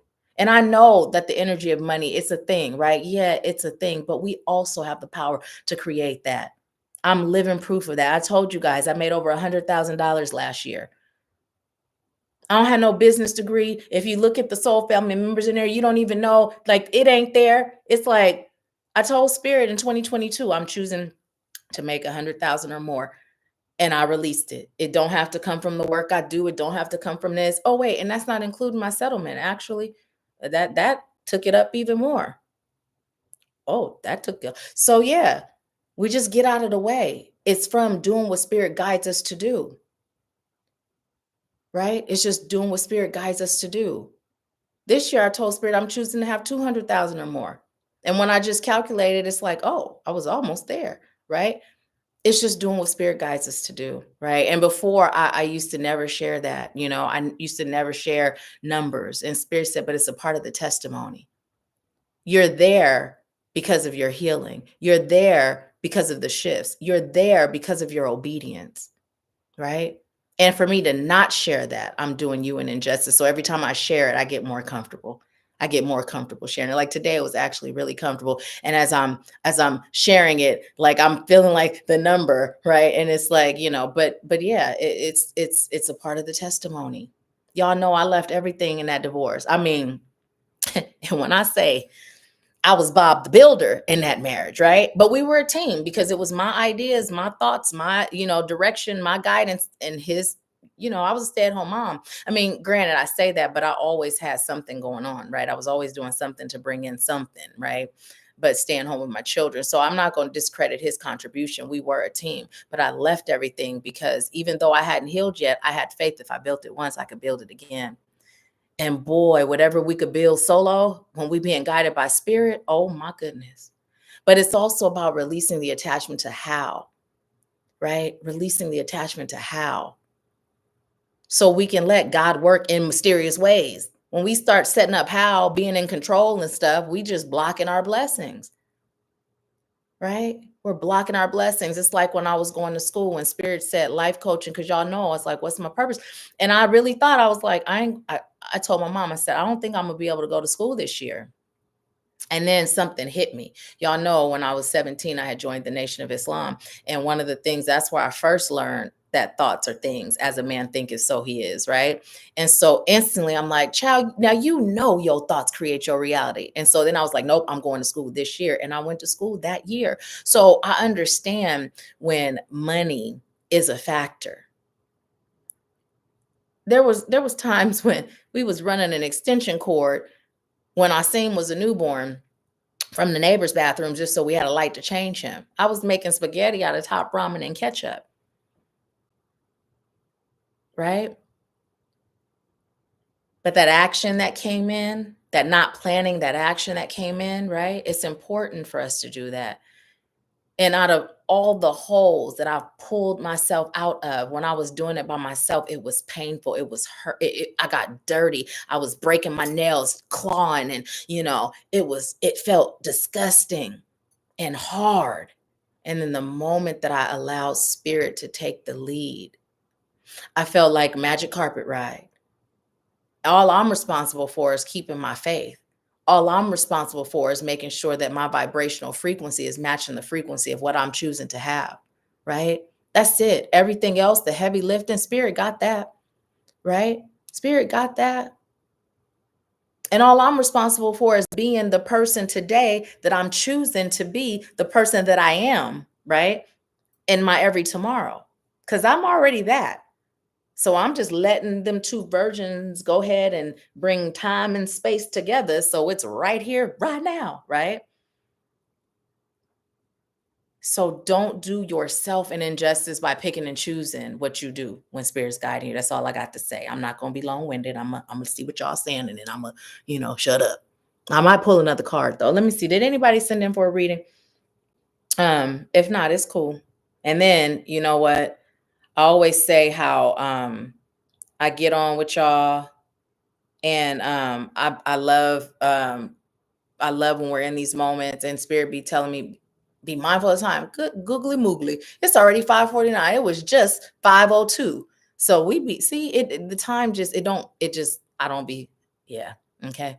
So but it's fine. This is good. I like what we're doing. So I had a feeling that we wasn't doing many readings, but it's cool because the reading time we're still doing this, and that's cool. I love it too. Um Let's see. A lot that said the power of change. Yes, yes, yes, yes, yes. Um, Michonne said, y'all gonna make me cry now. The water work. We some big old babies. We some light working babies. A lot that said once we have and embrace the tools and the gifts, there's no turning back. It can be hard at times, but the signs keep showing up. Absolutely. Absolutely. Once we know, we can't unknow. We can't unknow. A lot. Let's see. My mom said having a good heart is very important. You could be a psychic and a life coach without the good heart. You just never know what you'll get. Yeah, remember that one psychic we went to see in California? She was psychic for real. And that speaking of that, that's why I always tell y'all, be mindful who you let give readings to you. And being mindful means checking in with spirit. It don't have to always be me, right? It don't have to always be me, right? It could be somebody else, but you just make sure you check in first. Because if they not working with highest light and love, what you gonna get is not gonna be of highest light and love. So we go to this one psychic now. She's psychic for real, because you not just highest light and love people are psychic. We all born that way, right? And some of us have to develop the gift, but some of us the gift is just there. And she clearly wasn't of highest light and love. And here's the thing: when I walked in, something felt a little off. What's weird though? I've always loved even with me being psychic, I still like getting psychic reading. I just have always loved getting psychic readings. But anyways, when I walked in, something just felt off. But back in the day, I used to have like this feeling, right? Like I was always very eerie about who did readings for me. Like that was something that I've just always had in me. And I feel it was just that unconscious knowing, right? Without really knowing. Because at the time I wasn't consciously thinking of highest light and love and low, I wasn't thinking of that. But I feel that was just that knowing, right? So, anyways, I walk in, something feels off, right? But I ignored it. So she's given all this accurate information, and then she gives me this stuff to put in my bath, but she tells me not to say anything to my mom or anyone until I take this bath. So I'm all soaking up in this bath. This woman done gave me this stuff, and then me and my mom got into it almost was a fight, like a fist fight almost. My Aunt Mary had to literally and then my mom was like, I don't know. It was just like something came over me. Like it wasn't me. And what she said to me that made me be like, oh, so you're not my mama no more. Okay, so we finna do this like we just two bees on the street then. That at the time I would never ever, it don't matter what she say to me. I would never now, right? But saint got a every sinner got a future, every saint got a past. That little saying. We done all said and did something, right? So anyways, so yeah, but that's one of the things, like whatever they're working with, it listen. So I'm just saying, I'm so long-winded, but what I'm saying is just check in with spirit. And don't be looking at them people on social media that be like, oh, to manifest love, or oh, to manifest money, say this, and it be in a different language. You don't know what you're saying. Don't do it. Because not everything that's not of highest light and love looks spooky and scary. Sometimes they sound sweet, they look sweet, right? They even act sweet. But that side don't care about free will. You can get tricked into it. And guess what? You're into it now. So just don't do it. Do not do it. I've seen on certain platforms people doing that, and they feed on your desperation, right? Because who wouldn't choose to manifest money? Who wouldn't choose to manifest love, right? So they're feeding on that. And one time, this one lady, she sounds so sweet, and she like you would never think, but then there was that feeling. It's like, and then I was just like, I felt bad because it's like, how many people are falling for that, you know? So, anyways, yeah, just check in with spirit. Um, Sharon said, but who are you now? Oop, right. And look, right after I said every saint, every sinner got a future and every saint got a past. Yeah. Who are we now? A lot that said, never too late. You better preach. A lot that said, it's because of you that I have 18 chapters of our book moving forward in the lawsuit. Oh my goodness. Okay. And you know, part of when your message was coming in, I was like, okay, her book. Like but that was more me thinking about like, is she doing her book or is that a part of the pause? I'm so excited to hear that because I know spirit was on your nerves about that all the time, making me say something all the time. So that's so good. Congratulations. You're gonna have to keep us posted when it's ready.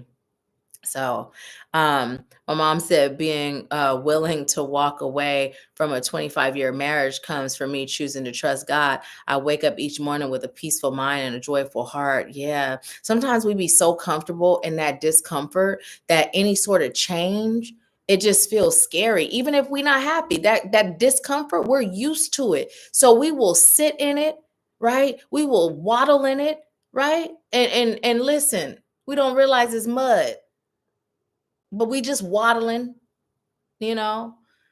Mm-mm. When spirits say move, I move just like that, right?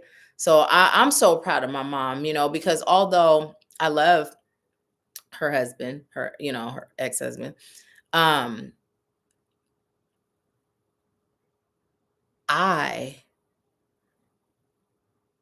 I well, I choose for my mom to be happy over anything, you know. And so I'm grateful. I was like, how do I word that? Because I mean, it's really not my choice, right? I'm grateful that she chose her happiness, but that's what I would choose for her. So it doesn't matter who the other player is, you know. I choose for her to be happy, you know. So, yeah. Um, let's see. My mom said, "Yes, your maternal grandmother is psychic. Remember, she stopped asking how Wanda and Mike." My paternal. Yes, how Wanda and Mike and I separate. Yeah, yeah, yeah, yeah. So that is true, right? That's true. So my yeah, because and you know, Mama didn't even dawn on me. She doesn't. She asked me how you're doing, but she don't ask me about Mike no more. Yep. So my grandmother, my paternal grandmother, every time we talk, she always asked about mom, how's Wanda, how's Linda, how's Mary? How's James? And then she'd be like, what's that other one's name? Willie. How's Will? You know, Willie Dale. Then she'll say Willie Dale because that's the now. I'll say Willie. She's like, yeah, how's Willie Dale? You know, so she always asks about my aunts and uncles because I haven't shared this with you guys, but my dad and my uncle, my uncle James, were best friends when they were younger, like growing up, like high school. I think they were in high school. And so and my aunt Mary used to have a crush on my uncle Melvin. My aunt Linda and my uncle Rodney, you know, they had a little thing. I'm just telling the business, huh? They was young. They was free and single. Um, let's see. And my mom and dad, you know, they were together. They had me when they were 19 and 20. My dad was 19, my mom was 20. So my uncle was at my grandmother's house, you know, and my mom, you know, they've known each other since they were young, you know. So anyway, so that's why she always asks about my aunts and uncles, my mom's siblings. But yeah, but she does not ask me how Mike is no more. She doesn't ask me. So I didn't even think of that. And it just didn't even register. But yeah, that's true. Um, My aunt Linda said, "Hi, nephew." Alata said, "Yes, coins." Anitra said, "Yes, you can feel when your light is welcome. Darkness feels off." Yeah, yeah, it does. But here's the thing, too. Sometimes, just like we can shield, sometimes they can too. So this is why it's important to always check in with spirit, right? Because they can't hide from source, right? And so although self and source are one, there are times where our human self can create certain blocks, right? So if we're checking in, regardless of what kind of shielding they're doing, because it's some people, just like we ain't new to this, we true to this, and we go all in for the light. It's some people that do the same thing for the other side, right? So just like we protect and we shield everything, there's an opposite to everything. So we're not the only ones that can shield. We're not the only ones that can be invisible to anything that's not of highest light and love. That other side can do the same thing. But once we tap in, right? Once we tap in, and this is why it's so important to do that, because, right? We don't have to have even an inkling of why the guidance is what it is, right? We don't have to see anything, know anything, or feel anything. But if spirit says it's a no, well, it's a no for me. If spirit says it's a yes, yep, it sure is, right? So it's so important because it doesn't always feel off. It just depends on who they are and what their level is, you know? So I'm so grateful for that comment. And it just said it's an act. Absolutely. Because listen, when I first met my second mother-in-law, I even said, I was like, oh my gosh, I have the best mother-in-law. She's so sweet, you know? And then the more I got into my gifts, I started to see her, you know, I started to really see her. And yeah, no, it wasn't what I thought, you know. And I don't just mean like, oh, so and so is not a great person. I mean, so and so is really a high player for the other side, to the point where whether it's your kids or not, that's your side. So yeah, you're gonna give your child a Ouija board, knowing better because you from New Orleans. Even everybody know about that, especially if you're from there, right? But when you on that side, everybody can get it, even your own kids, you know? So yeah, it was an act, you know. Before I wasn't in tune. I was dealing with my own traumas and drama at the time. So I didn't feel into it. I couldn't feel her. I couldn't feel her. All I felt was what she was presenting, you know? So yeah. A lot to say, oh my nerves. Oh my nerves.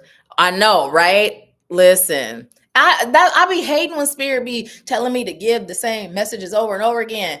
I be like, I ain't saying this no more. And then I stop saying that and I'm like, unless spirit tell me to. So yeah. Anitra said, I've waddled in many mud baths. Okay. Listen, I did do a mud bath in Calistoga and that was nice. However, them other mud baths that I waddled in, yeah, no, thank you. It's like I was watching an episode of one of the housewives, and they went and they did a, was it Housewives or was it no, Married to Medicine? They did a mud bath and they were talking about how it stunk. And I'm like, I don't know what mud bath y'all doing. That's a poop bath, because when I had a mud bath, it didn't stink. I don't know what kind of mud that was. Cause yeah, they both, all of them was talking about how it smelled like poop. I don't know. I won't be getting in no mud baths that smell like poop. But they waddled in it. They got in and they sat there. Um, Alata said, I choose to get weekly therapy while I write because I was shutting down. Now I'm at 2 days a week because I'm choosing to complete the book this year.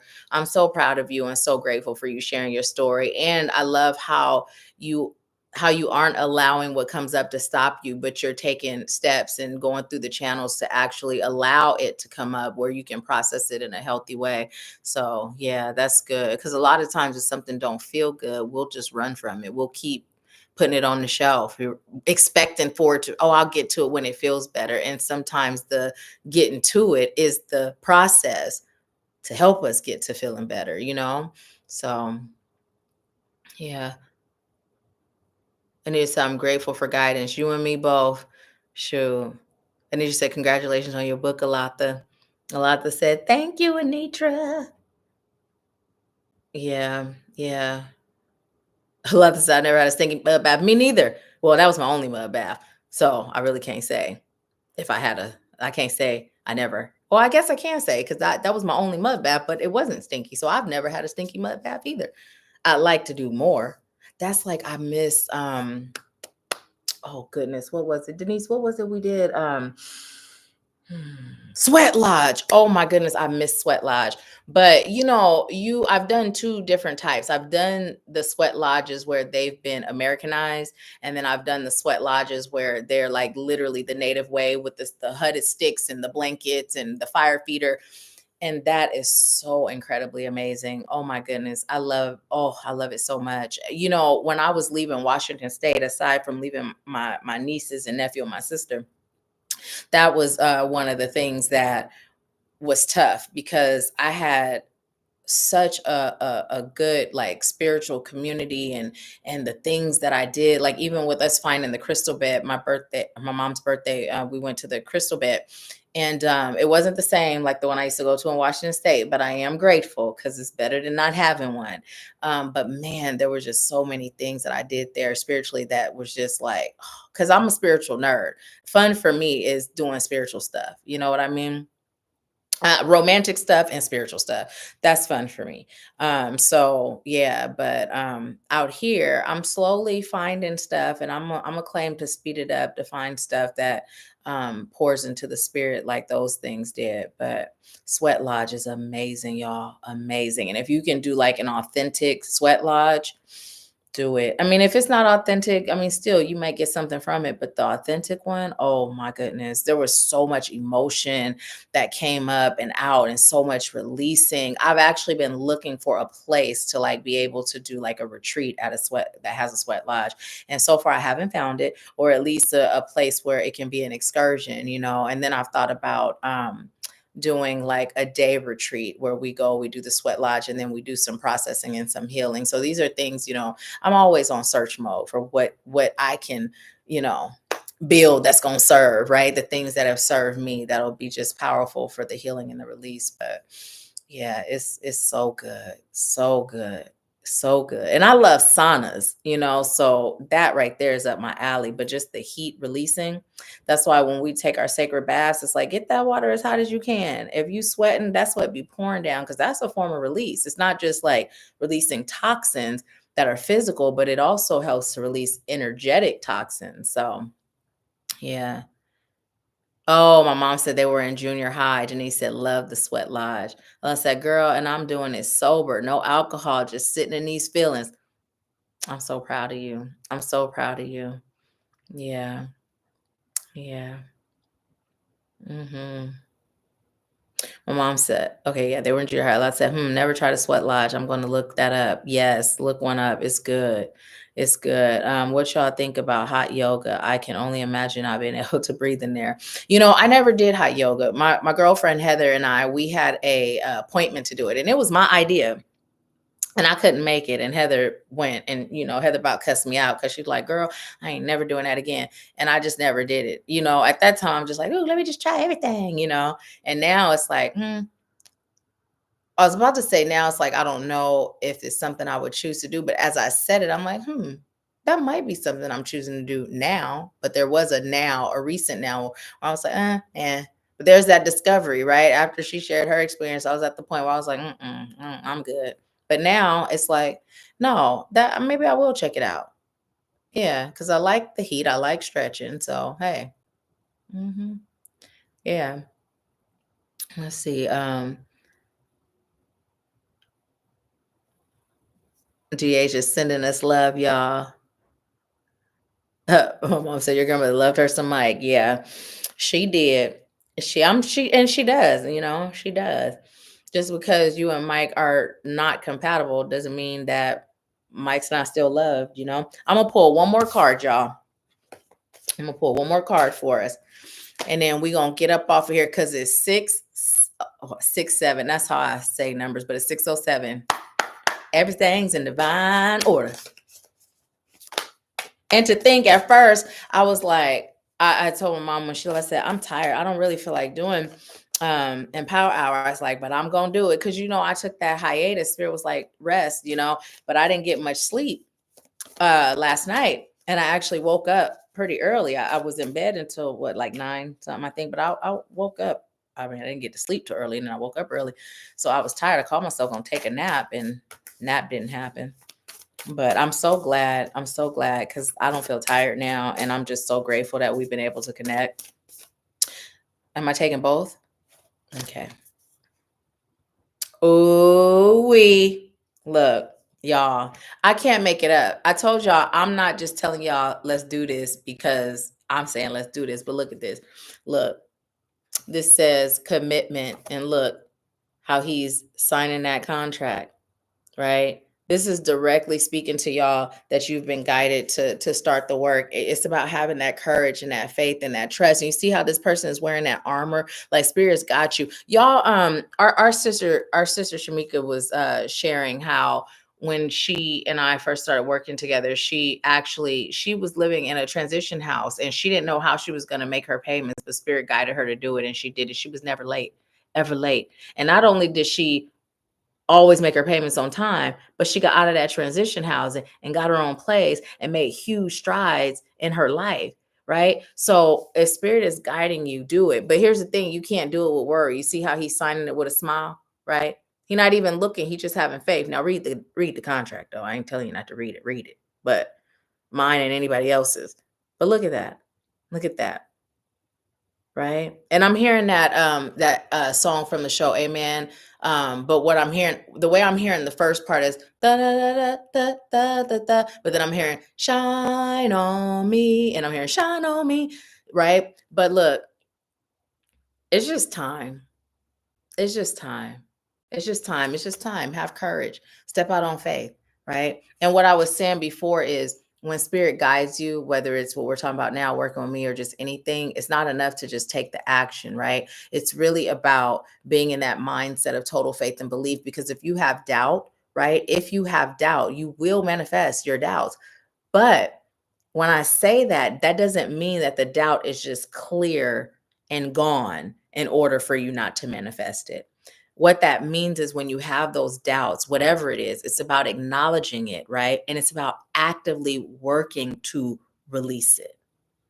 Right? Because sometimes, yeah, we can instantly just, I told y'all when with my ex, I was like, when the way he would be towards the kids, it used to just boil my blood and I would get so angry. My whole day would be messed up. And then one day it's like, girl, why you giving him all that power? He don't deserve that. And I was like, you know what? He ain't getting that power no more. And it was like a light switch from then on. Nothing he could say or do would bother me, right? Like a light switch. But it's not always like that, right? I done healed through some things. It ain't always like that. But the key is that acknowledging and that actively choosing to heal it and release it, right? So when I say things, sometimes it's important that I make it clear because sometimes it is unrealistic, right? To expect something to just be gone. And when I say that, I'm not saying it in the sense that you don't have the power for it to just be gone, but sometimes there's lessons within it lingering, right? There's lessons within going through the process, right? There's things to gain, right? Because you are a divine being having a human experience. So you are capable of all things.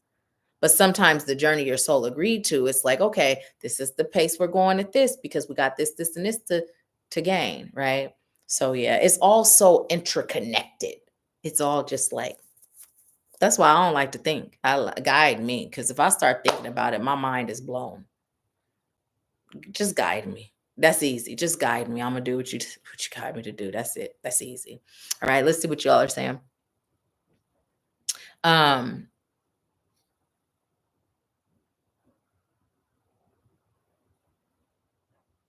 oh, ayahuasca. Okay. Let me know. Let me know about that. Let me know about it. So, mushrooms. I had received mushrooms from a shaman. I ain't gonna say who, but anyways, and I trust that shaman. And I was microdosing. I was going through a period on my healing journey where I was experiencing depression and I was just going through a lot. So I was microdosing the mushrooms. And most of you may know, but for those of you that don't know, it's where each day I would drink a little bit of the tea, like they were dried mushrooms. They were actually harvested by someone that she knew. And I would boil it, drink, but just enough where I didn't feel anything. It didn't make me high. But when I tell you that it literally helped with whatever I was releasing, and I did notice, like in sacred baths, there would be like colors would be more vivid, right? But then I've actually had the tea to have like that experience where you are, like just in that whole other dimension. I don't like psychedelics, me personally. And once I discovered that, spirit was like, well, yeah, you already connected with me. You ain't got to be doing that to be connected. Cause I'm like, I'm gonna have this, like, give me more. Let's just have this experience that I hear everyone talking about. But that's personally, I don't like psychedelics. So for me, I won't be doing ayahuasca unless spirit guides me to, but I ain't got that guidance. So for now, it's a no for me. But a lot of people have very powerful and profound experiences on it. I'm just not a psychedelic type person. I don't like it. I'm already super sensitive, and it just don't feel good, and like I said, I don't find that there was a whole bunch of profound nothing. I just felt high. That's just me. My oldest son, he had shared with me that he had done mushrooms, and he said at that time he had done it like once every 6 months, and it was for the spiritual experience, and what he experienced was along the lines of what most people experience, but for me it wasn't that. So, and that's mushrooms. So I won't be doing ayahuasca personally unless spirits say. um yeah. But let me know if you do. I'm curious to know how your experience is. Like I said, I haven't been here in a while. When I was able to stay away from beginning to end, I feel so good being here. Thanks for all the great energy. I appreciate it. And my pleasure. My pleasure. I know I be telling people how our REM sessions used to be. I believe the longest session we had was like 10 hours, our group sessions in REM. So y'all know Spirit pulled my coattail on that. But yeah, they used to be long, long. Yeah, Alata says she'll let me know once she experienced it. Well, she'll probably let us know too, because she'll probably tell me on Facebook and then probably tell us all here. But yeah, but y'all, I'm gonna go. Y'all maybe feel led to look up 615, which is 6 6. And just even without looking it up, one of the things that I'm receiving from that time, that 615, which 1 and 5 is 6, is that when you're dealing with people in your life, just remembering that they're a reflection of you, even when they're showing up different than how you would show up, understanding that there's things that create whatever that is in them, and if they're showing up in a way that's irritating your spirit, for you to go deep and find out why, because, we're being called to get to that point where no one and nothing has power over us except for us, right? So that it's our choices, it's our frequency, it's our guidance that allows us to create who we are at our core. Showing gratitude for those people that are showing up, reflecting something in you that you're being called to heal or give attention to. It's never the other person, it's always all about us. The people in our lives, they're just characters in our film, right? They're characters in our play.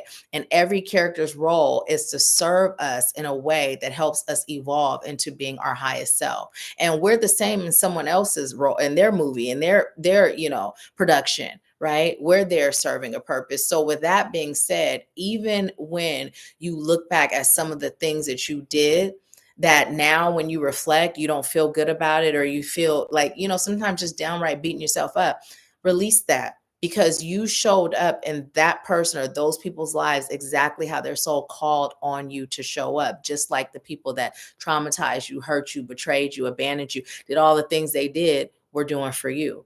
So now it's about finding the lesson in all of it, right? And it just really starts with everyone you encounter being able to look at them as a reflection of you, and understanding that they are showing up as a light to show me something I'm being called to heal, release, or give attention to. So that's what that number meant, just looking at it. But I still say look up the angel number and see what you get. And then come back and leave a comment. Let me know how it resonated and what message you got from it, how it pertains to your life. Okay. Let's see. Deasia said 10 hours. Oh, yes. Yes, we did. Oh, thank you, Deasia. I'm so glad. I'm so glad that you enjoy healing experience. Oh, I was wondering if you were on. My aunt says she's still on. I was wondering if you were on. I'm so glad. Thank you for being here. Thank you so much. Denise said, love you, soul family. Thank you for serving, sister. It's my pleasure, sister. Love you. I love you guys for real, for real. Like for real, for real. I'm so grateful. Like I'm so grateful. I tell y'all this probably not as much as I feel it, but I do tell you I'm grateful.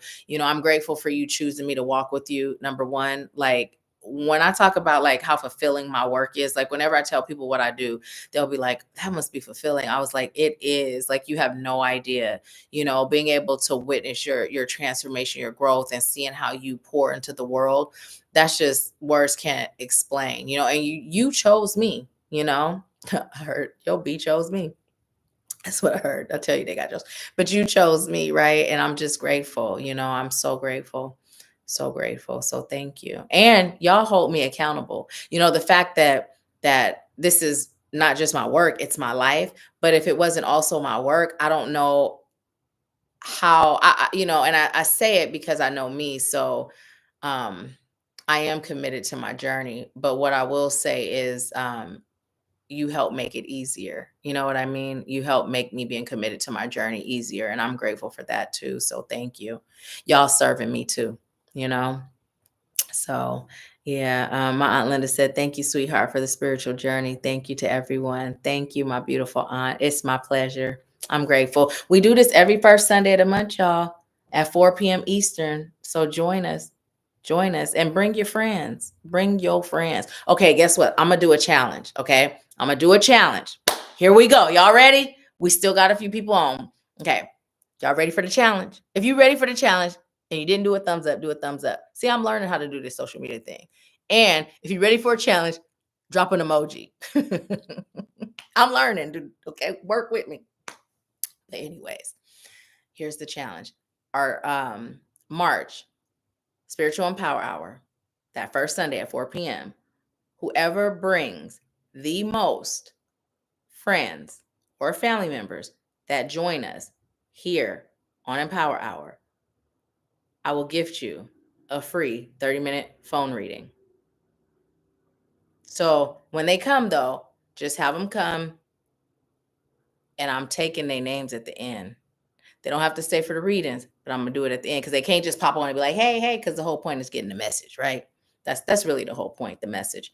And at the end, I'm gonna do a tally to see who got the most, and then I'm gonna gift you with a free 30-minute phone reading. So, are you down? If y'all down and you gonna invite folks, don't forget, y'all. Don't forget because it's the first Sunday of February. So we got all February. And if you anything like me, okay, you just might forget. So set a reminder in your calendar or something, and don't invite them too soon because then they may forget unless you remind them. But anyways, I'm being funny now. But yeah, that's what the challenge is, y'all. Let's see. Alata said the March Spiritual Empower Hour, the most invited guests, you will receive a 30-minute phone reading. Yes, ma'am. Yes, ma'am. Um, Dear just said yes. And everybody can participate. It don't matter if you're on the Astro Scott Life Sculpting team. It don't matter if you're my mama, my aunt, my sister, my brother, y'all my sisters and brothers. But you know what I'm saying? It don't matter. Like everybody can participate. So whoever has the most people on at the end of the message, they don't have to stay for the readings, but that's what I'm gonna do the check-in. Then that person, I'll just say who sent you or who invited you. That's the who sent you. So like, who sent you? Anyways, the Pisces in me is taking over. Calm down, Nahkila. Sniff your perfume. I'm distracted. Anyways, but no, I'll ask who invited them, and then that's when we'll tally it up, and then you'll get that phone reading. So, Alata says, so wait, how will you tally it once they come on the live? So at the end, after the message is done, because they might just show up so you could win that reading and then leave, right? But the whole point is them getting the message. So when we're done with the message, not the part where we start chatting or I do readings, but when we're done with the message, then that's when I'm gonna ask who sent them. And what I also do at the beginning is thank them for coming and let them know to stay on at the end because that's when I'm gonna tally, and then, and then I'll even invite them. We could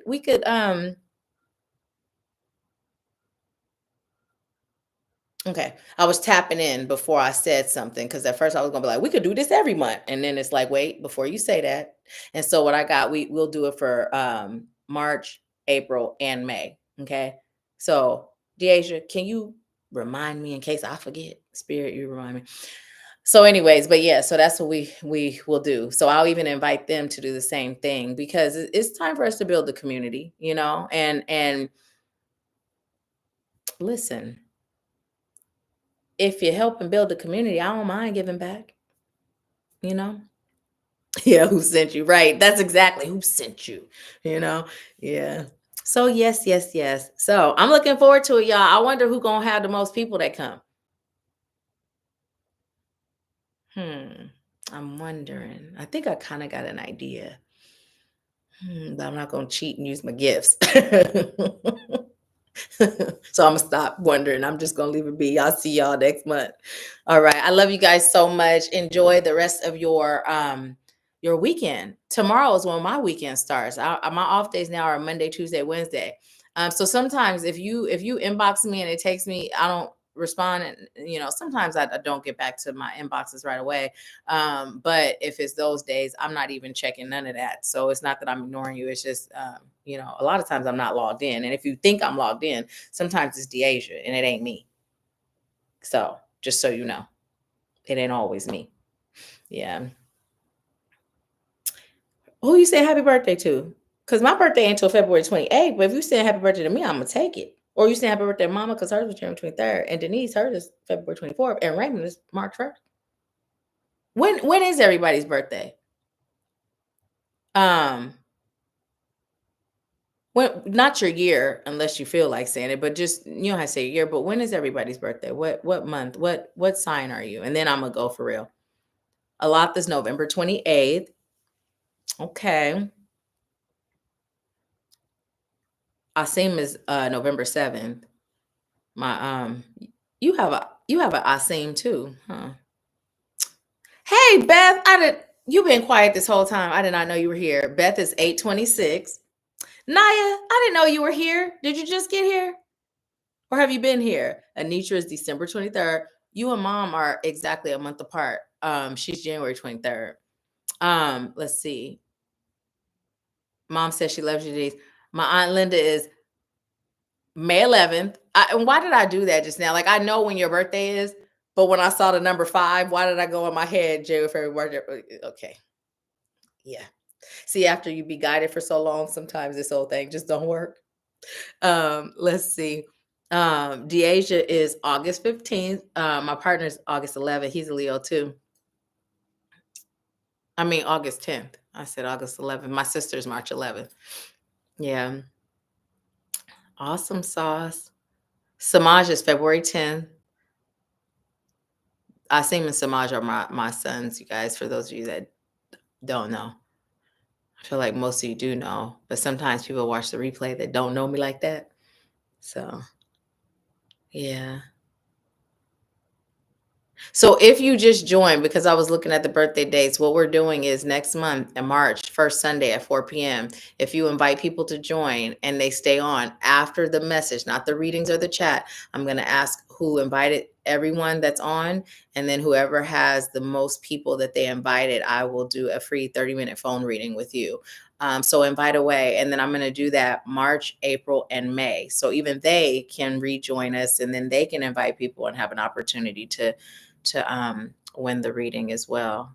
I'll do that for March, April, May, 3 months. Why did I do that? March, April, May. Like I didn't know that was 3. March, April, May. Like my brain couldn't register. That's 1, 2, 3. It's time for me to go take a nap.